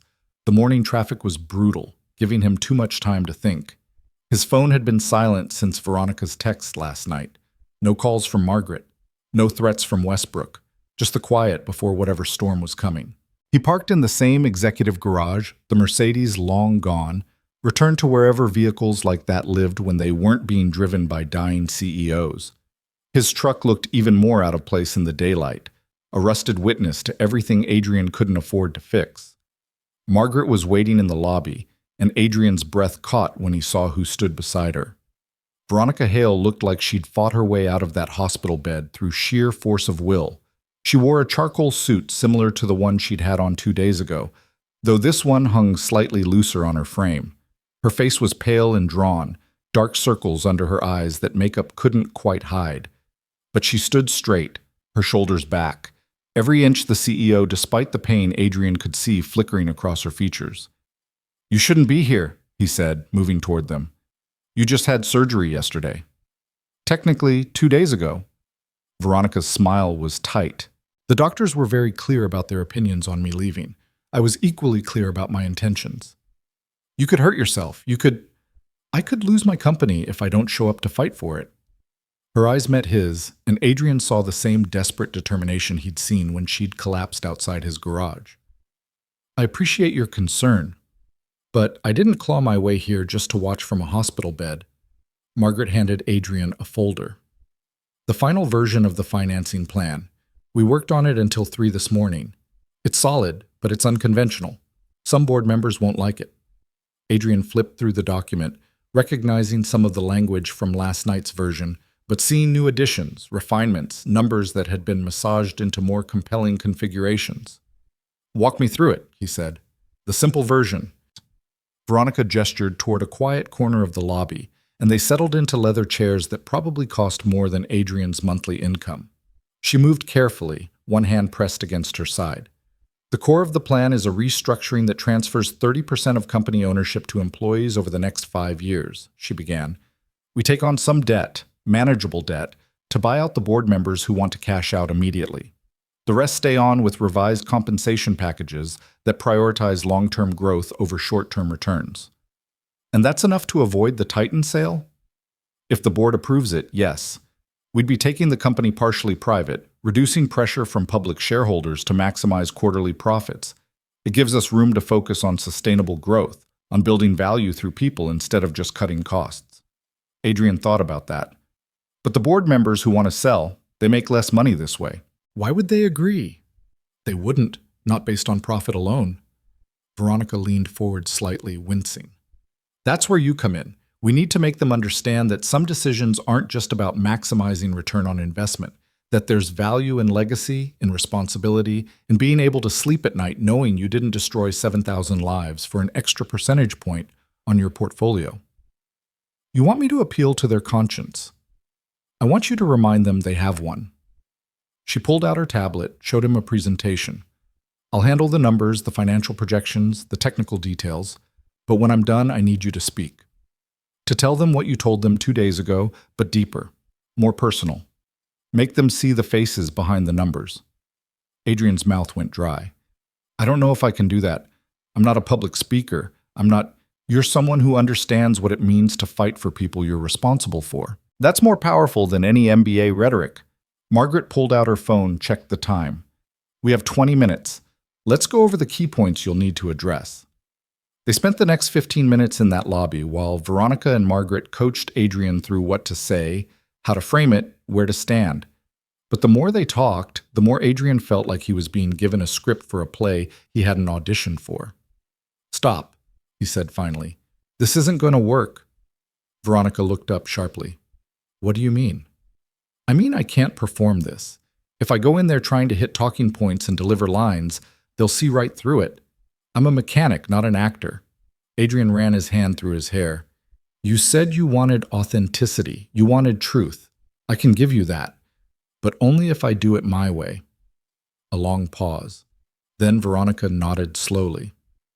What's your way? I tell them about Emma, about what it's like to be one person trying to be enough for someone who depends on you completely, about the math that doesn't work and the promises you make anyway. He looked at both women. I tell them why I turned down $50,000 to be here today. Margaret's eyes widened. Westbrook offered you $50,000 to not show up. I said no. Adrian's voice was steady. And I'm going to tell them that. Because if they can understand why someone who's drowning financially would turn down that much money, maybe they can understand why they should turn down Titan's offer. Veronica studied him for a long moment. Then she closed her tablet and set it aside. Okay. We do it your way. I'll present the plan. You speak from the heart, and we hope that's enough. They rode the elevator to the 52nd floor in silence. Adrian's heart hammered against his ribs. Veronica stood perfectly still, her hand still pressed against her side, her breathing careful and controlled. Margaret watched the floor numbers climb with the expression of someone who'd been through too many of these battles to hope for easy victories. The elevator doors opened. The same receptionist from 2 days ago looked up, and her professional mask slipped for just a second when she saw Veronica. Ms. Hale, we didn't think you'd be able to— I'm here, Karen. That's what matters. Veronica's voice carried absolute authority despite her obvious pain. Is the board assembled? Yes, ma'am. They're waiting in conference room B. As they walked down the hallway, Adrian became aware of people stopping to stare. Employees emerging from offices, assistants pausing mid-conversation, everyone watching Veronica Hale walk toward the meeting that would determine their futures. Some faces showed hope, others showed resignation. All of them showed the weight of waiting.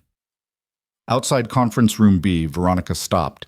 She turned to Adrian, and for just a moment the CEO mask dropped and he saw the woman beneath, exhausted, in pain, terrified of failing the people she'd spent 30 years protecting. Whatever happens in there, she said quietly, thank you. For caring when you didn't have to. for fighting when it wasn't your fight, for reminding me that there are still people in the world who choose integrity over profit. Don't thank me yet, Adrian said. We haven't won anything. No, but we showed up. Veronica straightened her shoulders, took a careful breath, and pushed open the doors. The conference room fell silent as they entered. All 12 board members were present, arranged around that massive table like judges at a trial. Richard Westbrook sat at the far end, his expression carefully neutral. Dr. Susan Park and Michael looked relieved to see Veronica. Others looked surprised, skeptical, or openly hostile. Veronica, Westbrook's tone was professionally concerned. We didn't expect you to be released from the hospital so soon. Are you sure you should be here? Quite sure, Richard. Veronica moved to her seat at the head of the table with measured steps. Adrian followed, acutely aware of every eye tracking his movement. Shall we begin? Westbrook glanced at Adrian, and something cold flickered in his expression. Mr. Cole, I see you decided to attend after all. I did. Despite our conversation yesterday. Because of it, actually. Adrian met his gaze. Made me realize how important this meeting was if you were willing to pay that much to keep me away from it. Several board members exchanged glances. Dr. Park leaned forward slightly, interest sharpening her features. What payment? She asked. Richard called me yesterday, Adrian said. Offered me $50,000 not to show up today. Said I was an unpredictable variable he wanted removed. The room erupted. 3 people started talking at once. Westbrook's face flushed red. That's a gross mischaracterization of a private conversation. Is it? Adrian kept his voice level. Because I've got the call recorded on my phone if anyone wants to verify the details. He didn't, actually, but Westbrook didn't know that, and the bluff landed. The older man's mouth snapped shut, fury radiating from him like heat. Enough! Veronica's voice cut through the chaos. We're not here to debate Richard's tactics. We're here to vote on the future of this company. I've prepared an alternative to the Titan acquisition. I'd like the opportunity to present it. Westbrook recovered his composure with visible effort. Of course. Though I have to say, Veronica, your choice of allies is interesting. A mechanic with no business experience and a clear willingness to make unsubstantiated accusations. The accusations are substantiated, Adrian said. And yeah, I'm a mechanic. I fix cars. But I also understand what it's like to be responsible for people who depend on you, which seems to be something you've forgotten. Gentlemen, Dr. Park's voice was sharp. Can we focus on the actual business at hand? Veronica, please proceed. Veronica pulled out her tablet, connected it to the room's display system. Numbers and charts appeared on the screen behind her, complex financial projections rendered in graphs and spreadsheets. What I'm proposing is a fundamental restructuring that prioritizes long-term sustainability over short-term profit maximization, she began. Her voice was strong, professional, but Adrian could see the effort it cost her to stay standing.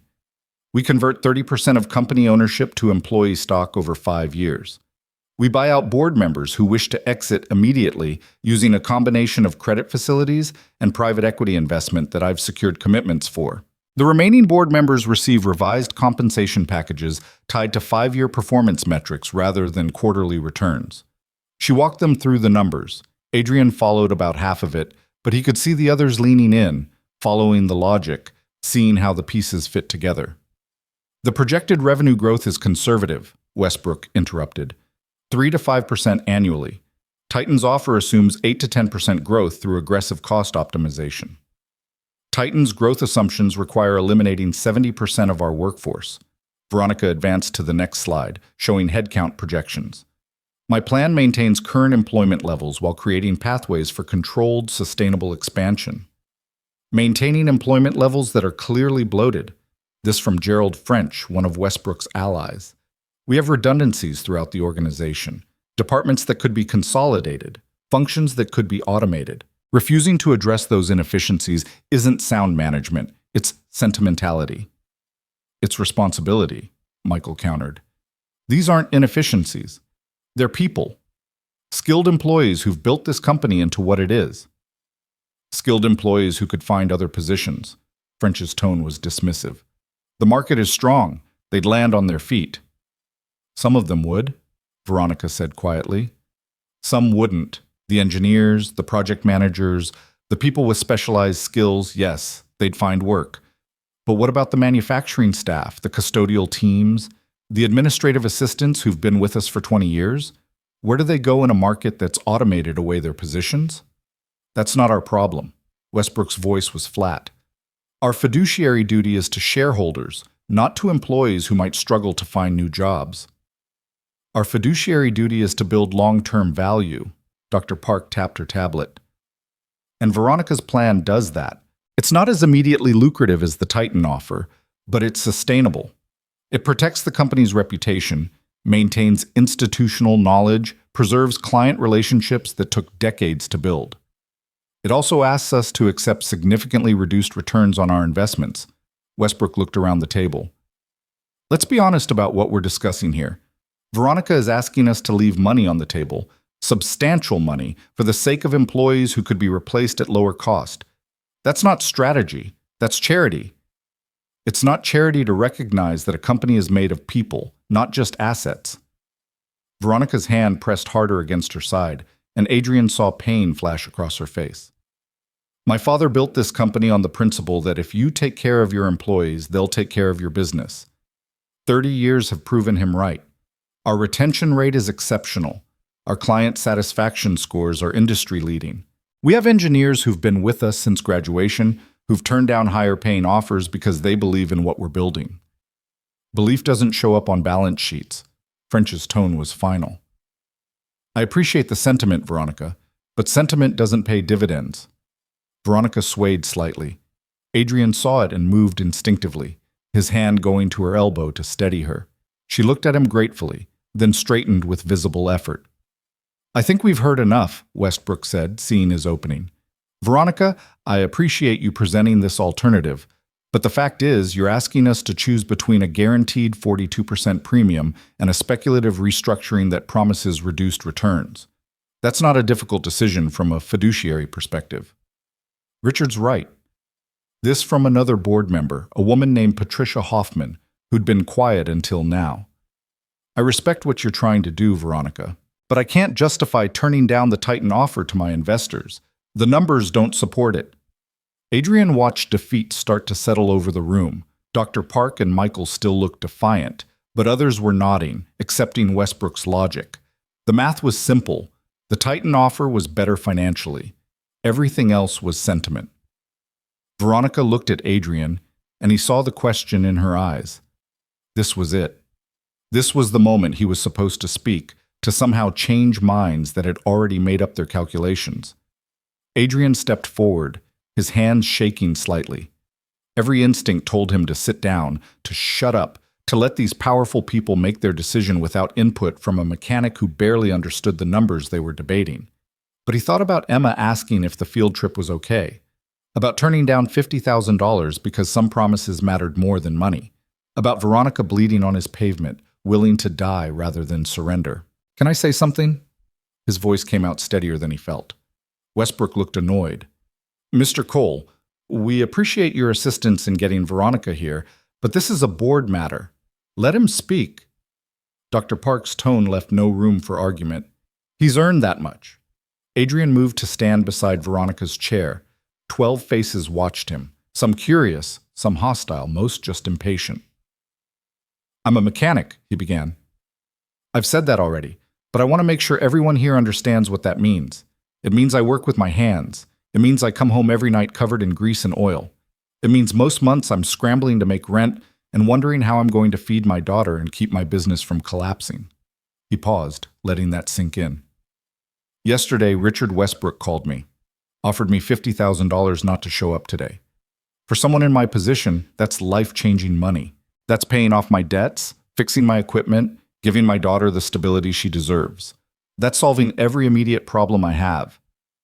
Several board members shifted uncomfortably. Westbrook's jaw was tight. I turned it down. And sitting here, looking at how much money this room represents, that probably seems stupid to you. Why would someone drowning financially turn down a lifeline? Adrian looked at each of them in turn. Because I have a 7-year-old daughter who watches everything I do, who's learning from me what it means to be a person of integrity, And I couldn't take that money and then look her in the eye and tell her that promises matter, that doing the right thing matters, that some things are more important than profit. That's very touching, French said, his tone suggesting it was anything but. But we're not running a charity here. We're managing a corporation with responsibilities to shareholders. I know. I get that. But here's what I don't understand. Adrian's voice grew stronger. Ms. Hale told me about her father, how he started this company in his garage with nothing but ideas and determination, how he built it by treating people with dignity, by making promises and keeping them, how he believed that a company wasn't just a thing, it was a promise to the people who showed up every day and did the work. He gestured to the window, to the city beyond. Somewhere out there, 7,000 people are going about their lives right now. They're dropping their kids at school, they're drinking coffee and worrying about mortgage payments and wondering if their teenager is going to pass algebra. They're living normal lives, and they have no idea that 12 people in this room are about to decide their futures. They're employees, not family members, Westbrook said.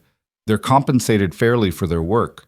If the company changes hands, they'll receive appropriate severance and support in finding new positions. Will they? Adrian looked at him directly. Because from what I understand, Titan's plan involves eliminating 70% of the workforce over 18 months. That's not giving people severance and support.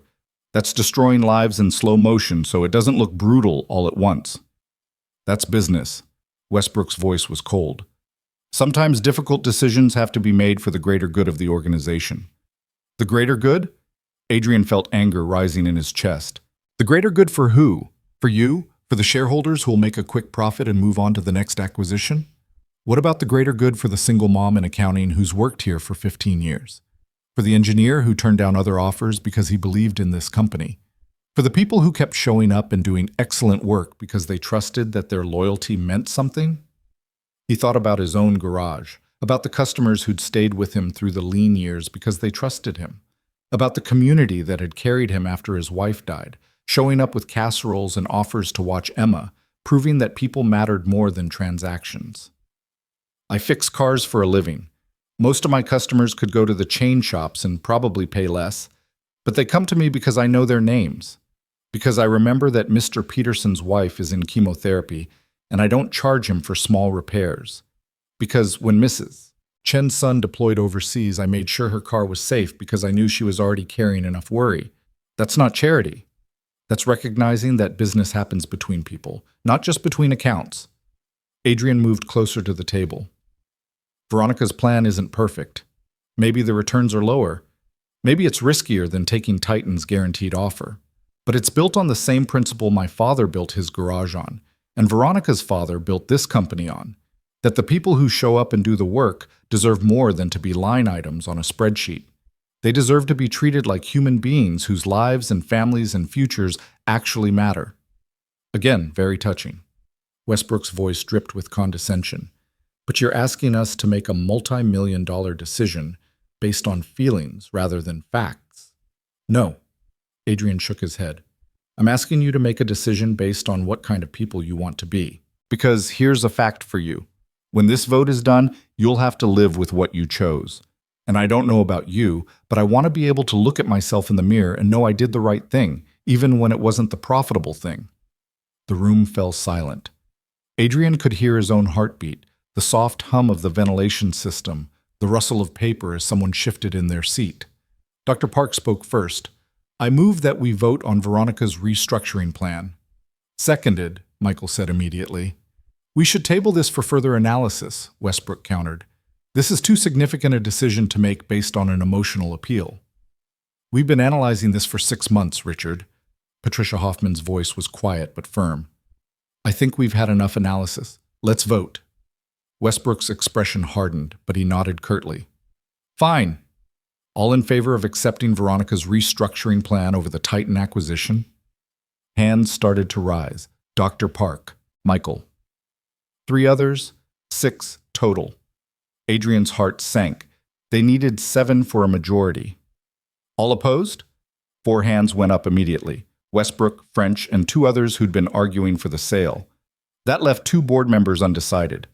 Patricia Hoffman sat with her hands folded on the table, her expression troubled. Beside her, A younger man named David Chen, no relation to Margaret, stared at the numbers on the screen. Patricia? Westbrook's tone was careful. David? I'm trying to think about my investors, Patricia said slowly. About what I owe them. About fiduciary duty and responsible stewardship. Then you know the right vote, Westbrook said. Do I? She looked at Adrian. You turned down $50,000. Why? Adrian thought about how to answer that. Because my daughter was watching. Because I needed to be able to tell her that some things matter more than money. Because he stopped, searching for the right words. Because I want her to grow up in a world where people still choose integrity over profit sometimes. Where we're not all just calculating the maximum return on every decision. Patricia nodded slowly. Then she looked at Veronica. Your father hired me 30 years ago when no other tech company would. Said he didn't care that I was a woman in a male-dominated field. He cared that I was good at my job. Her voice softened. He promised me that if I worked hard and showed up every day, this company would take care of me. He kept that promise. She raised her hand. 7 votes in favor. David Chen was still staring at the numbers, his face pale. This is a terrible business decision, he said quietly. The Titan offer is better financially. It's safer. It's what any rational analysis would recommend. Then vote for it, Westbrook said. Vote based on facts, not sentiment. Except, David looked up. Except my father worked on an assembly line for 35 years. Gave everything to a company that promised him security and a pension. Then they got acquired. The new owners restructured. He lost his job at 58, and the pension he'd counted on got frozen at half of what he'd been promised. His hands clenched on the table. He never really recovered from that, from the betrayal, from realizing that all his loyalty meant nothing when the spreadsheets got reorganized. He looked at Veronica. Your father kept his promises. That means something. His hand went up. 8 votes in favor. The motion carried. The room erupted in voices, some relieved, some angry, everyone talking at once. Westbrook was on his feet, his face flushed with fury. This is a mistake. You're letting sentiment override sound business judgment. The vote is done, Richard. Veronica's voice was quiet but absolute. The motion carries. We reject the Titan offer and proceed with the restructuring plan. Adrian watched her as she said it, saw the relief and exhaustion wash over her face in equal measure. She'd won. Against every odd, despite being in surgery 2 days ago, she'd somehow pulled together enough votes to save her company. But the cost was written in every line of her face, in the way she gripped the table for support, in the tremor in her hands that she couldn't quite hide. We're adjourned, she said. Margaret will send out the formal documentation. Meeting minutes will be distributed by end of day. The board members started to leave, some stopping to congratulate Veronica, others hurrying out like they couldn't get away fast enough. Westbrook gathered his materials with sharp, angry movements, then stopped beside Adrian. You made a very powerful enemy today, Mr. Cole, he said quietly. I hope it was worth it. It was, Adrian said, meeting his eyes, because I can still sleep at night. Westbrook walked out without another word. When the room finally cleared, just Adrian, Veronica, Margaret, and Dr. Park remaining, Veronica let go of the table and would have fallen if Adrian hadn't caught her. Easy, he said, supporting her weight. You need to get back to the hospital. I need to process what just happened. But she leaned against him, her strength finally depleted. We won. We actually won. You won, Adrian corrected. I just told them the truth. You did more than that. Dr. Park moved to help support Veronica from the other side. You reminded us why we joined this board in the first place, why we believed in what this company could be. Margaret was already on her phone calling for a car. I'm taking you straight back to St. Catherine's. No arguments. No arguments, Veronica agreed weakly. She looked at Adrian. Come with us? Please? There are things we need to discuss. I should get back to my garage. I've got customers waiting. Please. Her hand found his, gripped it with surprising strength. Just a little longer, then I promise I'll let you go back to your life. Adrian thought about the work waiting for him, the bills that wouldn't pay themselves, the normal life he'd left behind to step into this impossible situation. But he looked at Veronica, the stranger who'd become something else over the past 3 days, someone he'd fought beside and wouldn't abandon now, and nodded. Okay, a little longer. They took the elevator down together, Adrian supporting most of Veronica's weight, while Margaret handled logistics on her phone. In the lobby, employees had gathered, word of the vote somehow already spreading. They watched Veronica pass with expressions of relief and gratitude and hope. Outside, a black car waited. Margaret helped Veronica into the back seat and Adrian slid in beside her. As they pulled away from Meridian Tower, Veronica closed her eyes, her breathing careful and controlled. You should rest, Adrian said. I will, soon. She opened her eyes, looked at him. Thank you for everything, for saving my life, for buying me time, for standing in that boardroom and speaking truth to people who'd forgotten how to hear it. I just said what needed saying. You said what I've been trying to say for 6 months, but with a clarity I couldn't manage. She paused. The consulting fee, $5,000. Margaret will have it transferred to your account today. Adrian nodded, already thinking about which bills to pay first, which problems he could finally solve. And I want to discuss something else, Veronica continued. An investment in your garage, not charity, a business partnership. Adrian's head snapped toward her. What? You understand what I learned in that boardroom, that people matter, that dignity matters, that the way we treat each other in business is as important as the bottom line. Veronica's voice was growing weaker, but her words were clear. I want to invest in Kohl's Auto Repair, help you expand, upgrade your equipment, market to a wider customer base. In exchange, you teach my executives what you know about building customer loyalty through genuine care, about running a business with integrity. I don't know what to say. Say yes. Say you'll think about it. Say something other than no. A slight smile. I'm too tired to argue, so I'm hoping you'll just agree. Adrian looked out the window at the city passing by, at the neighborhood that had been his whole world until 3 days ago. He thought about Emma and the field trip and the promises he'd made her, about his father's tools and his mother's dreams and the weight of trying to be enough. He thought about Veronica asking him to understand, and about understanding meaning more than he'd ever imagined. I'll think about it, he said finally. That's the best I can do right now. That's enough. Veronica's eyes drifted closed again. More than enough. They got Veronica back to St. Catherine's over the protests of a nurse who informed them, with increasing volume, that patients who'd had emergency appendectomies 48 hours prior should not be attending high-stakes business meetings. Veronica weathered the lecture with the grace of someone accustomed to being told what she couldn't do, then promptly fell asleep the moment her head touched the pillow. Adrian stood in the doorway of her hospital room, watching the steady rise and fall of her breathing, the monitors beeping their reassurance that she was stable. Margaret appeared beside him, exhaustion written across her face. She'll sleep for hours now, Margaret said quietly. The adrenaline's worn off. Her body is demanding payment for what she put it through. She shouldn't have come. She could have hurt herself permanently. Try telling Veronica Hale she can't do something. A slight smile. You'd have better luck stopping a hurricane with a strongly worded letter. Adrian pulled out his phone, checked the time. Almost noon. He'd been gone from his garage for 5 hours, and the day felt like it had lasted a week.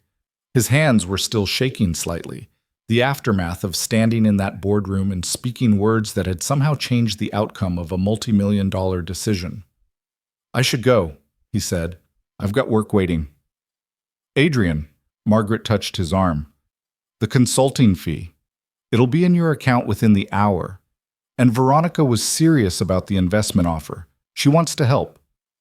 I know, He struggled to find words. 3 days ago, I was a mechanic drowning in debt. Now I'm standing in a hospital having saved a CEO's life and helped her save her company. It doesn't feel real. It is real. You made it real by choosing to care. Margaret pulled an envelope from her bag, handed it to him. This is from Veronica. She wrote it this morning before the meeting, in case things didn't go the way we hoped. Adrian took the envelope, felt the weight of paper inside. What is it? Read it when you're ready, not before. Margaret's expression softened. Go home, Adrian. Be with your daughter. Let yourself process what you've done. The rest will still be here tomorrow. He left the hospital in a daze, the envelope tucked into his pocket like a secret. The drive back to his neighborhood felt surreal. The same streets he'd driven 1,000 times, but everything slightly different now. The light hitting the buildings at a new angle. The people on sidewalks living lives that had kept moving forward, while Adrian's had tilted sideways into something he still couldn't fully comprehend. His phone buzzed with a notification. He pulled over to check it, and his breath caught. The consulting fee had hit his account, $5,000, appearing like magic in a balance that had been negative yesterday. Adrian stared at the number, then pulled up his banking app and started making payments. Rent, utilities, the equipment loan, Emma's school tuition. Each transaction felt like lifting a weight off his chest, like breathing after being underwater too long. When he was done, he still had $800 left. More money than he'd had in his account at one time in over a year. Adrian sat in his truck in a grocery store parking lot and let himself feel it, relief so profound it made his eyes sting. He wasn't drowning anymore. Not permanently saved, not set for life, but not actively sinking. For the first time in 3 years, he had room to breathe. His phone rang. Unknown number. Adrian answered cautiously, expecting another threat or offer or complication. Mr. Cole? This is Janet Morrison from Channel 7 News. I'm calling about the Hale Technologies board vote this morning. We understand you played a significant role in the outcome, and we'd love to interview you for our evening broadcast. How did you get this number? We have sources on the board. Your speech apparently made quite an impression. Papers rustled. We're doing a story on the vote, on Veronica Hale's fight to save her company. Your perspective as someone outside the corporate world would add a compelling human element. I'm not interested in being on the news. We'd compensate you for your time, standard interview fee, plus, I said no, thank you for calling. Adrian hung up before she could continue. The phone rang again immediately, different number. Adrian ignored it. Then a text came through, then another. Word was spreading somehow, and apparently Adrian Cole had become a story people wanted to tell. He turned off his phone and drove to Emma's school, arriving early enough to sit in the pickup line and think. The envelope from Veronica sat on the passenger seat, still unopened. Adrian picked it up, turned it over in his hands, then carefully tore it open. Inside was a handwritten letter on heavy paper. Veronica's script elegant despite being written with a hand still recovering from surgery. Adrian, it began, if you're reading this, it means one of two things. Either we won the vote and I'm too emotional to speak coherently, or we lost and I need you to understand what your help meant, regardless of the outcome. 3 days ago, I was dying on the pavement outside your garage. I had given up on the meeting, on the fight, on everything except the pain. Then you appeared. A stranger with grease under his fingernails and kindness in his eyes, and you refused to let me surrender. You didn't know who I was. You didn't know what was at stake. You just saw someone who needed help, and you gave it without calculation or expectation of return. In a world that increasingly runs on transactions and profit margins, you reminded me that some people still choose compassion over convenience. What you did in that boardroom, speaking truth to power, refusing to be bought, standing up for people you'd never met, that's the kind of courage that built this country. The kind my father had when he started this company with nothing but determination and a belief that people mattered more than profits. I'm offering you a partnership because I believe in what you represent. Not just your business acumen or customer loyalty strategies, but your fundamental understanding that work is about more than money. It's about dignity, respect, the promise that if you show up and give your best, you'll be treated like a human being whose life has value. Cole's Auto Repair represents something rare and precious, a business built on integrity in an age of optimization. I want to help you grow that, not to change what you are, but to amplify it, to prove that it's possible to succeed while maintaining values that matter. But more than that, I want to learn from you. You've taught me more in 3 days about what really matters than I've learned in 30 years of business school and boardrooms. You've reminded me why I fight. Whatever you decide about the partnership, know this. You saved more than my life. You saved my faith in people. You showed me that choosing the right thing over the profitable thing isn't naive. It's the only choice worth making. Thank you for being exactly who you are. The world needs more Adrian Coles and fewer Richard Westbrooks. With gratitude and respect, Veronica. Adrian read the letter twice, then sat with it in his lap while children streamed out of the school building. His throat was tight, his eyes burned. He'd spent 3 years feeling like a failure, like he was letting Emma down every day he couldn't give her more. And now here was this powerful woman telling him that who he was, the struggling mechanic with the secondhand tools and the overdue bills, was exactly enough. Emma appeared at the fence, her backpack bouncing as she ran toward the truck. Adrian folded the letter carefully, tucked it back in the envelope, and stepped out to greet her. "Daddy!" She crashed into him with the enthusiasm of someone who'd been waiting all day. "How did the big help go?" "It went well, sweetheart, really well." "Did you win?" Adrian thought about that, about board votes and corporate restructuring and 7,000 people who still had jobs because a stranger had collapsed outside his garage. "Yeah, we won." Emma studied his face with those two wise eyes. "You look different again, less worried." "I am less worried. Come on, let's go home. I've got a surprise for you." They stopped at the grocery store on the way back, and Adrian let Emma pick out anything she wanted for dinner. She chose ingredients for tacos, her favorite, plus ice cream for dessert and the expensive juice boxes she loved but never asked for. At the checkout, when the total came to $60, Adrian paid without flinching. The cashier handed him the receipt and he didn't even look at it, didn't calculate how many days of meals that money represented. For the first time in 3 years, he could afford to feed his daughter without doing desperate mathematics. At home, while Emma did homework, Adrian's phone, turned back on reluctantly, continued to buzz with calls and messages. 3 more news outlets, a producer from a morning show, someone claiming to represent a literary agent interested in Adrian's story. He ignored them all except one. Margaret Chen's message was simple. "Veronica awake and asking about you. No pressure to visit, but wanted you to know." Adrian looked at Emma, bent over her math worksheet with fierce concentration, and made a decision. "Hey, sweetheart, how would you feel about visiting the hospital with me? There's someone I'd like you to meet." Emma looked up, curious but cautious. "The person you helped?" "Yeah, her name is Veronica. She's really important and really grateful, and..." Adrian paused, trying to find the right words. "She's someone who understands about trying to be enough for people who depend on you." "Okay, can I bring my book? Hospitals are boring." They drove to St. Catherine's as the afternoon sun painted the city gold. Emma clutched her chapter book, something about dragons and unlikely heroes, and asked careful questions about Veronica and why she'd been sick and whether hospitals were scary. "Sometimes they're scary," Adrian admitted, "but mostly they're just places where people go to get better, where doctors and nurses help people who are hurt." "Like when Mommy was sick?" The question pierced Adrian's chest. Emma rarely talked about those months, about watching her mother fade in a hospital bed while treatments failed and hope dwindled. "A little like that," he said carefully. "But Veronica's going to be fine. She just needs some rest." In Veronica's room, they found her sitting up in bed, looking more alert than she had that morning. Margaret was there too, along with Dr. Susan Park, both of them discussing something on a tablet. They looked up when Adrian and Emma entered. "Adrian?" Veronica's face brightened. "And this must be Emma."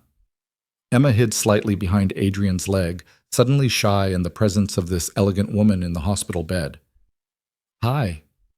"Hi yourself," Veronica smiled warmly. "Your dad has told me a lot about you. He says you're very smart and very brave." "I'm not that brave. I get scared of lots of things." "Being brave doesn't mean you're not scared. It means you do what needs doing even when you're scared." Veronica's eyes met Adrian's over Emma's head. "Your dad taught me that." Dr. Park stood, gathering her things. "I should go. Margaret, we'll continue this tomorrow. Veronica, actually rest this time. Doctor's orders." She nodded to Adrian. "Good to see you again, Mr. Cole. You caused quite a stir in certain circles today." After she left, Margaret excused herself to make phone calls, leaving Adrian and Emma alone with Veronica. Emma had discovered the adjustable bed controls and was fascinated by making the head go up and down. "Emma, stop that. You're going to bother—" "She's fine," Veronica laughed, and it was the first time Adrian had heard her sound genuinely relaxed. "It's nice to have someone here who's not worried about quarterly projections or hostile takeovers." Emma, emboldened, moved closer to the bed. Did my dad really save your life? He really did. I was very sick and trying to pretend I wasn't, and your dad refused to let me make that mistake. Veronica's expression grew serious. He took care of me even though he didn't know me, even though he had his own problems to worry about. That's a special kind of person. That's just how Daddy is, Emma said it matter-of-factly. He helps people even when it's hard. I've noticed. Veronica looked at Adrian. Did you read my letter? I did. Thank you. It meant... He struggled to find words sufficient. It meant everything. I meant every word. The partnership offer stands. I've had Margaret draw up preliminary terms, nothing binding, just a framework for discussion. She paused. But I want you to understand what I'm proposing. This isn't me swooping in to save your garage.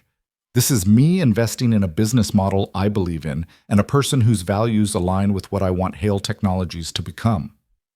Adrian had been thinking about this since reading her letter, running numbers in his head, imagining possibilities. What exactly would the partnership look like? Capital investment to upgrade your equipment and facility. Marketing support to expand your customer base. In exchange, you'd work with my executive team quarterly, teaching them about customer relationship building, about running a business with integrity, about the principles that make Kohl's Auto Repair special despite being small.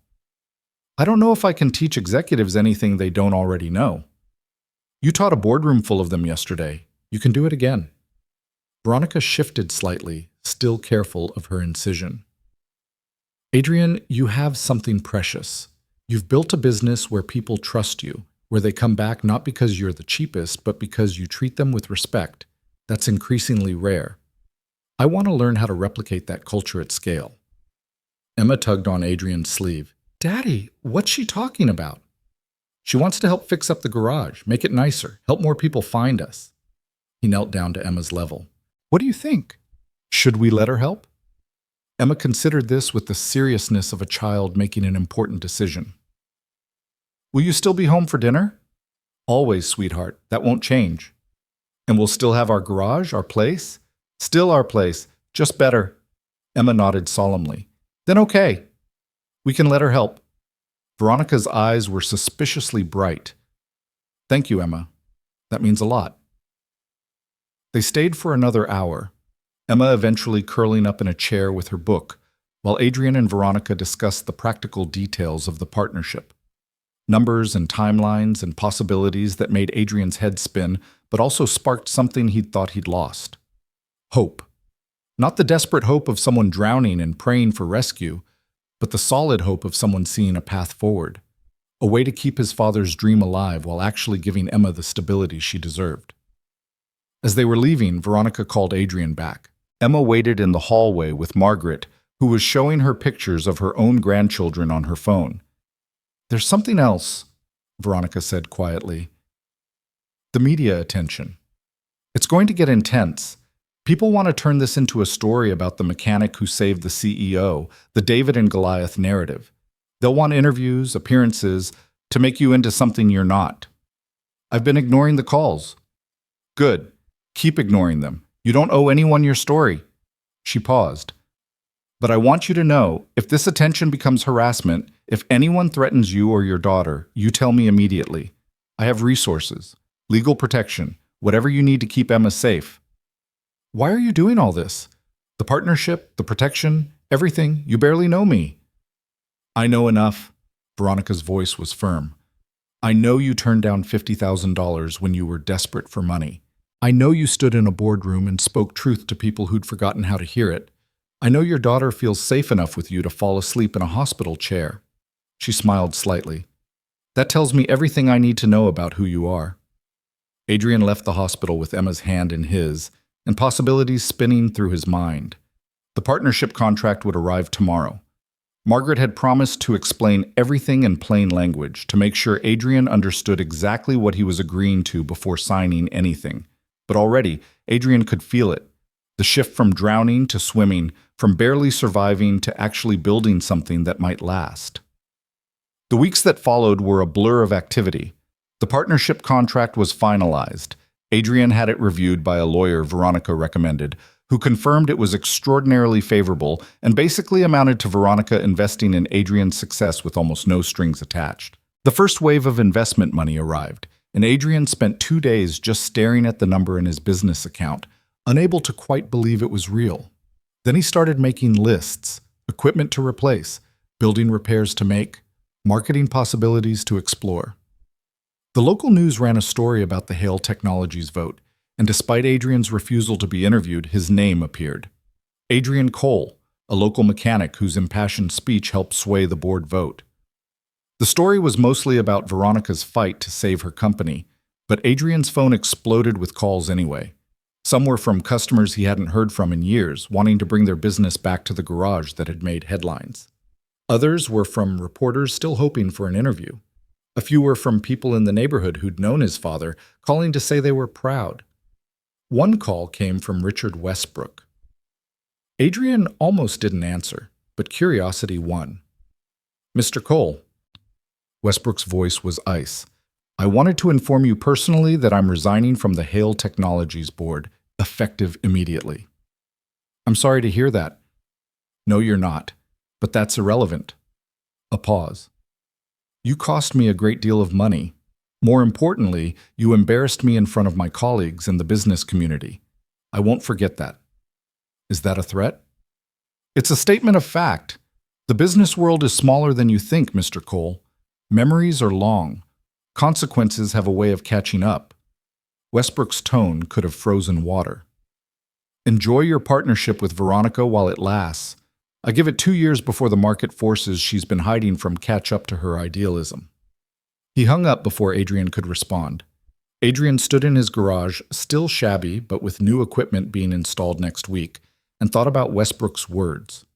Maybe he was right. Maybe fighting for people over profits was naive. Maybe the market would punish Veronica's choices eventually. But then Adrian thought about the 7,000 people still going to work at Hale Technologies, about the families still paying mortgages, the kids still going to college, the lives that hadn't been upended for the sake of quarterly earnings. If idealism meant protecting that, Adrian would take idealism over cynicism every time. 3 months after the board vote, Cole's Auto Repair reopened with a grand celebration. The building had been repainted, the equipment upgraded, the bay doors replaced. Adrian had hired 2 mechanics, both young, both hungry to learn the trade the right way. The customer base had grown steadily, word spreading about the garage that treated people like people instead of transaction numbers. Veronica attended the reopening despite her doctor's continued protests about overdoing it. She'd made a full recovery from the surgery, though she moved more carefully now, more aware of her own mortality. "It looks amazing," she said, walking through the garage, while Emma gave her a detailed tour of every new piece of equipment. "Your father would be proud." "I hope so." Adrian looked around at the space that had been dying 3 months ago, now vibrant with possibility. "I never thought, I knew I wanted to keep it going, but I never imagined it could be like this."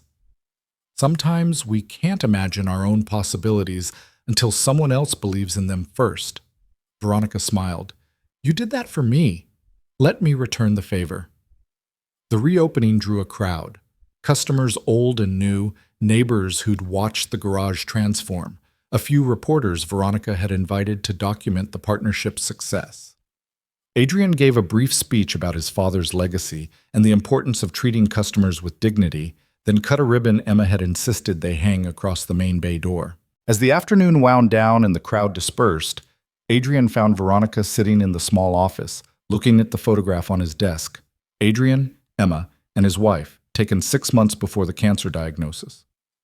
"She was beautiful," Veronica said quietly. "She was everything."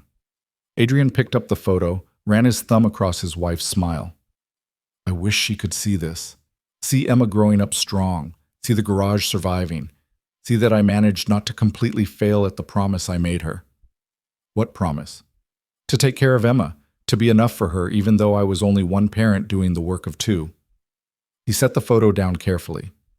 "Some days I still feel like I'm failing, like there's not enough of me to cover all the gaps." "There's never enough," Veronica said. "That's the truth about responsibility. It asks more than we have to give, and we give it anyway." She stood, moved to stand beside him. "But you're not alone anymore. That's what partnership means." sharing the weight. Outside, Emma was showing the new mechanics how the lift worked, her voice carrying through the garage with authority that made Adrian smile. She'd grown in the past 3 months, taller, more confident, less careful about taking up space in the world. The first quarterly executive session is next week, Veronica said. You're still planning to attend?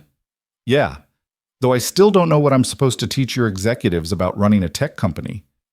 You're supposed to remind them that companies are made of people, that every decision affects lives beyond spreadsheets, that dignity and respect aren't luxuries, they're requirements. Veronica's voice was firm. My executives are brilliant. They understand code and market strategy and competitive positioning, but some of them have forgotten what you've never lost, that the work matters because the people doing it matter. The first executive session was intimidating in ways the board meeting hadn't been. Adrian sat at a conference table with 12 vice presidents and directors, all of them wondering what a mechanic could possibly teach them about business strategy.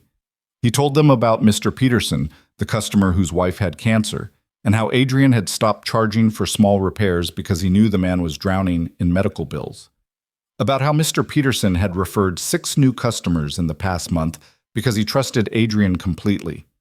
He told them about Mrs. Chen, whose son was deployed overseas, and how Adrian made sure her car was perfect because she had enough to worry about. About how she brought him lunch every week now, refusing to accept payment, saying family took care of family. He told them about building loyalty not through marketing campaigns, but through seeing people, remembering their names, caring about their lives beyond the transaction. That's all well and good for a small garage, one executive said, but we have 7,000 employees. We can't know all their stories. No, Adrian agreed. But you can know some of them.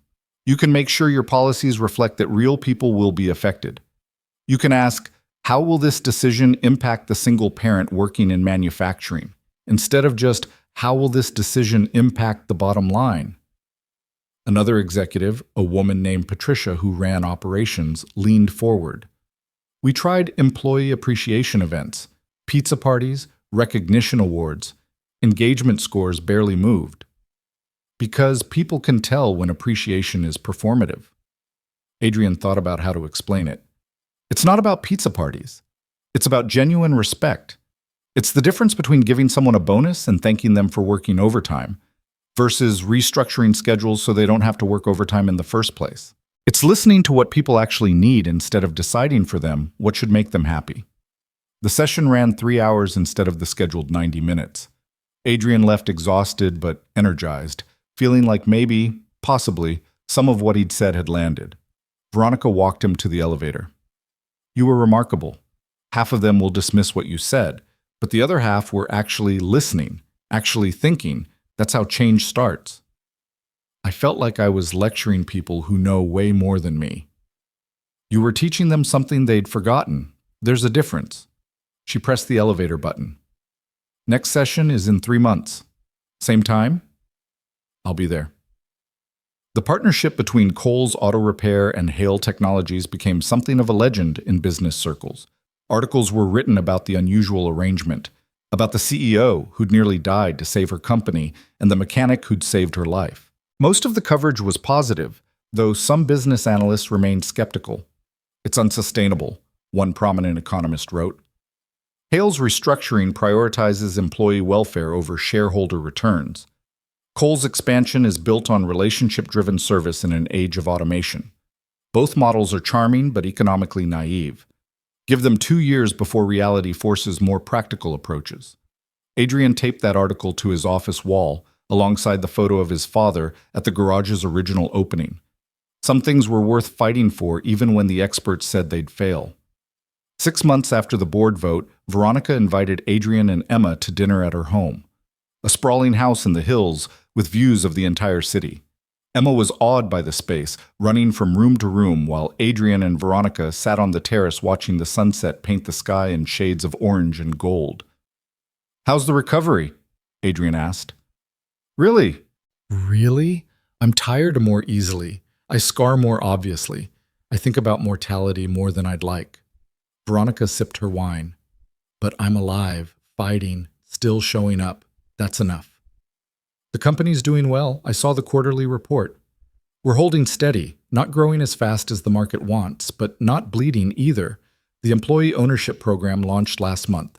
7,000 people now have a direct stake in the company's success. She smiled. Your idea, essentially, making people partners instead of just employees.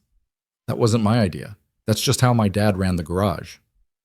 Exactly. You took something that worked at a small scale and helped me figure out how to implement it broadly. Veronica turned to face him. That's what this partnership is about. Not me saving you or you saving me. Both of us learning from each other. Emma appeared on the terrace, breathless. Daddy, there's a piano inside. Can I try it? If Ms. Hale doesn't mind.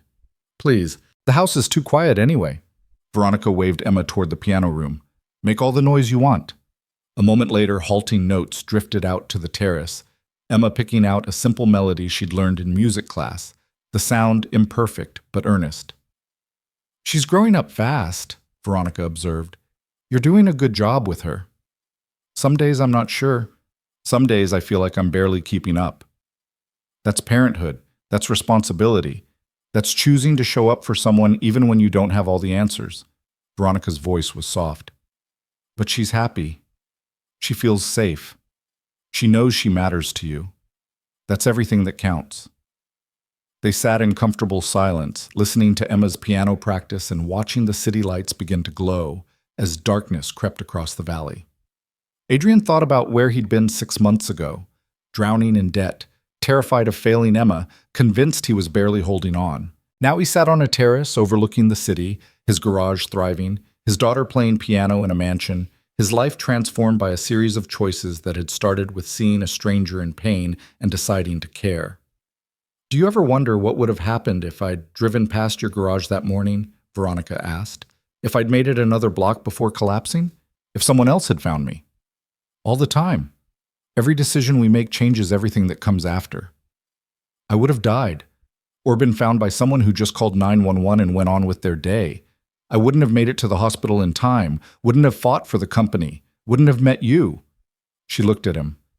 My entire life turned on the fact that I happened to collapse outside a garage owned by a man who chose compassion over convenience. My entire life turned on the fact that a stranger trusted me enough to ask for help. Adrian met her gaze. We saved each other, Veronica. That's what partnership means. Emma's piano playing grew more confident, the melody taking shape. Through the windows, Adrian could see her bent over the keys, concentration fierce on her small face. The same expression she wore when doing math homework or building elaborate block towers or trying to understand the complicated world adults had built around her. I have something for you. Veronica stood, disappeared into the house, and returned with a small box. I wanted to wait for the right moment. This feels right. Adrian opened the box to find a key, old brass, simple and elegant. It's the key to my father's original garage, Veronica explained, where he started the company 40 years ago.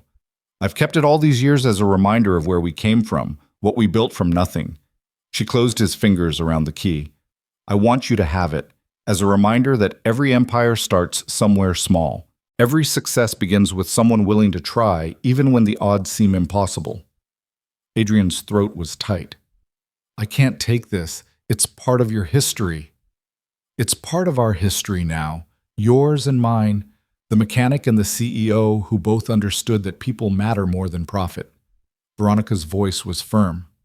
Keep it. Pass it on to Emma someday. Tell her about the partnership that started with a stranger collapsing outside a garage and ended with proof that integrity and profit aren't mutually exclusive.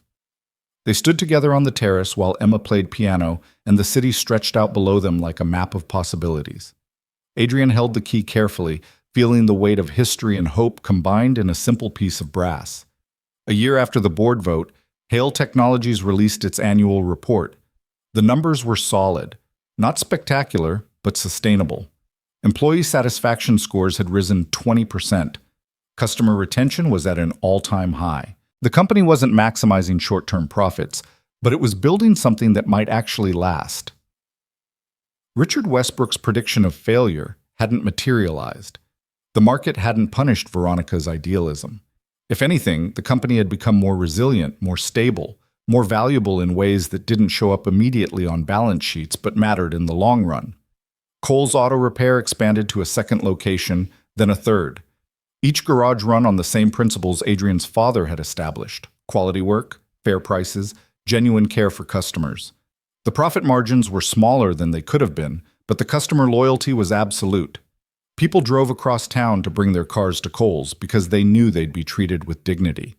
Adrian split his time between working on cars and consulting with Veronica's executives, teaching them about building relationships and remembering that spreadsheets represented real lives. Some embraced the lessons enthusiastically, others remained skeptical. But slowly, the culture at Hale Technologies began to shift. Emma grew taller, more confident, increasingly certain of her place in the world. She still asked careful questions about money sometimes, old habits dying hard, but the edge of fear had faded. She knew now that they were okay. More than okay. On the anniversary of the day Veronica had collapsed outside his garage, Adrian closed the shop early and took Emma to the beach. They built sandcastles and searched for shells and talked about everything and nothing while the sun tracked across the sky. "Daddy?" Emma asked as they walked along the waterline. "Do you think Mommy would be proud of you?" The question stopped Adrian in his tracks. He knelt down to Emma's level, saw his wife's eyes looking back at him from their daughter's face. "I hope so, sweetheart. I hope she'd be proud that I kept fighting, that I didn't give up even when things were really hard. I think she would be, because you help people, even when it's scary or hard or you don't know if it'll work out." Emma's small hand found his. "That's what heroes do." "I'm not a hero, Emma. I'm just a dad trying his best." "Heroes are just people trying their best at the important stuff." Emma said it with the certainty of a child who'd thought deeply about heroism. "And helping people is the most important stuff there is." They walked back to the truck as the sun began to set, painting the sky in the same shades of orange and gold that Adrian had watched from Veronica's terrace. His phone buzzed with a text from Veronica. "1-year anniversary. Thank you for saving my life. Thank you for the partnership. Thank you for reminding me what matters." Adrian typed back, "Thank you for trusting a stranger, for seeing worth in a struggling garage, for proving that doing the right thing and doing the profitable thing aren't always opposites." That night, after Emma was asleep, Adrian sat in his apartment, still small, still above the Vietnamese restaurant, but paid up on rent with money left over for occasional indulgences. He pulled out the brass key Veronica had given him, turned it over in his hands, thought about the journey that had started with a stranger's scream. He thought about his father, who'd built a garage on principles of dignity and fair dealing. About his wife, who'd fought death itself to have more time with Emma. About Veronica, who'd been willing to die rather than surrender the people depending on her. About all the people who'd taught him through example that some things mattered more than survival, more than success, more than the easy path. He thought about Richard Westbrook's warning that idealism was unsustainable, that the market would eventually punish Veronica's choices. Maybe it would. Maybe someday the partnership would fail, the garages would struggle, the lessons about dignity and people would fade in the face of quarterly earnings pressure. But not today. Not this year. Maybe not ever, if enough people kept choosing to care about each other instead of just competing for advantage. Adrian put the key in a small wooden box on his desk, the same desk where his father had once done paperwork for the original garage. Beside it, he placed the letter Veronica had written before the board vote, the one telling him he'd saved her faith in people. Some things were worth preserving. Some stories needed to be remembered. Some choices, no matter how impossible they seemed in the moment, turned out to be exactly right. 3 years after the board vote, Adrian attended the Hale Technologies annual shareholder meeting as Veronica's guest. The company had continued to grow steadily, sustainably, proving that you could build value without destroying lives. The employee ownership program had expanded. Retention rates remained exceptional. Customer satisfaction scores were industry-leading. During the Q&A session, a shareholder asked about the unconventional partnership with Cole's Auto Repair, suggesting that Veronica's quarterly consulting payments to a mechanic seemed like an inefficient use of resources. Veronica stood at the podium, looked out at the room of investors and analysts, and smiled. 3 years ago, I collapsed outside Adrian Cole's garage while my appendix was rupturing. I was dying, and I didn't know it. Adrian saved my life. Then he saved my company by reminding a boardroom full of executives that people matter more than profit margins. She paused. The consulting fees we pay him are the best investment this company makes, because he teaches our leadership team something business school never could, that sustainable success is built on genuine human connection, on treating people like they matter, on choosing integrity over convenience. But does that translate to shareholder value? The questioner persisted. Look at our retention rates, our customer satisfaction, our employee engagement scores. Look at the fact that we're growing steadily in a volatile market while competitors are hemorrhaging talent and reputation. Veronica's voice was firm. That's shareholder value, built the hard way, built the right way, built through partnerships with people like Adrian who understand that business is fundamentally about people serving people. After the meeting, Adrian and Veronica walked through the Hale Technologies campus, a sprawling complex of buildings where 7,000 people still came to work every day, their jobs secure because a CEO had chosen to fight for them. You didn't have to defend the consulting fees, Adrian said. I know some people think it's wasteful. Some people think any expense that doesn't maximize short-term profit is wasteful. Veronica shrugged. I've stopped caring what those people think. My father built this company by caring about people. I've kept it thriving the same way. That's the only metric that matters to me. They stopped beside a fountain in the center of the campus, water dancing in the afternoon sunlight. Employees passed by, some nodding respectfully to Veronica, others deep in conversation about code and deadlines and the ordinary dramas of working life. Do you ever regret it? Adrian asked, turning down the Titan offer. You could have walked away wealthy and retired. Instead, you're still here, still fighting, still carrying the weight. Veronica was quiet for a long moment. No, I don't regret it, because I can look at these people and know I didn't betray them. I can look at myself in the mirror and know I kept my father's promise. I can look at you and Emma and know I built something worth fighting for. She smiled. Some things are worth more than an easy exit and a fat retirement account. Adrian thought about his 3 garages, his team of mechanics, his daughter who was thriving in middle school now, and talking about maybe becoming an engineer someday. He thought about the customers who trusted him, the employees who counted on him, the partnership that had transformed his life. Yeah, he agreed. Some things are worth everything. They stood together by the fountain, the mechanic and the CEO, watching the water dance and the people move through their lives. 2 people from completely different worlds who'd found common ground in the simple truth that caring about others wasn't weakness. It was the only strength that really mattered. Somewhere in the city, Richard Westbrook was probably still making deals and maximizing profits and telling anyone who'd listen that sentiment had no place in business. Somewhere, analysts were still writing skeptical articles about companies that prioritize people over quarterly returns. Somewhere, the machinery of profit and loss and competitive advantage ground on, indifferent to questions of dignity or worth. But here, in this moment, Adrian and Veronica had built something different, not perfect, not immune to failure, but built on the foundation that people mattered, that promises should be kept, that choosing the right thing over the profitable thing was possible if you were brave enough to try. And maybe that was enough. Maybe that was everything. Emma was waiting when Adrian got home that evening, homework spread across the kitchen table, her face bright with excitement about a science project she was designing. She told him about her day while he made dinner, her words tumbling over each other in her eagerness to share every detail.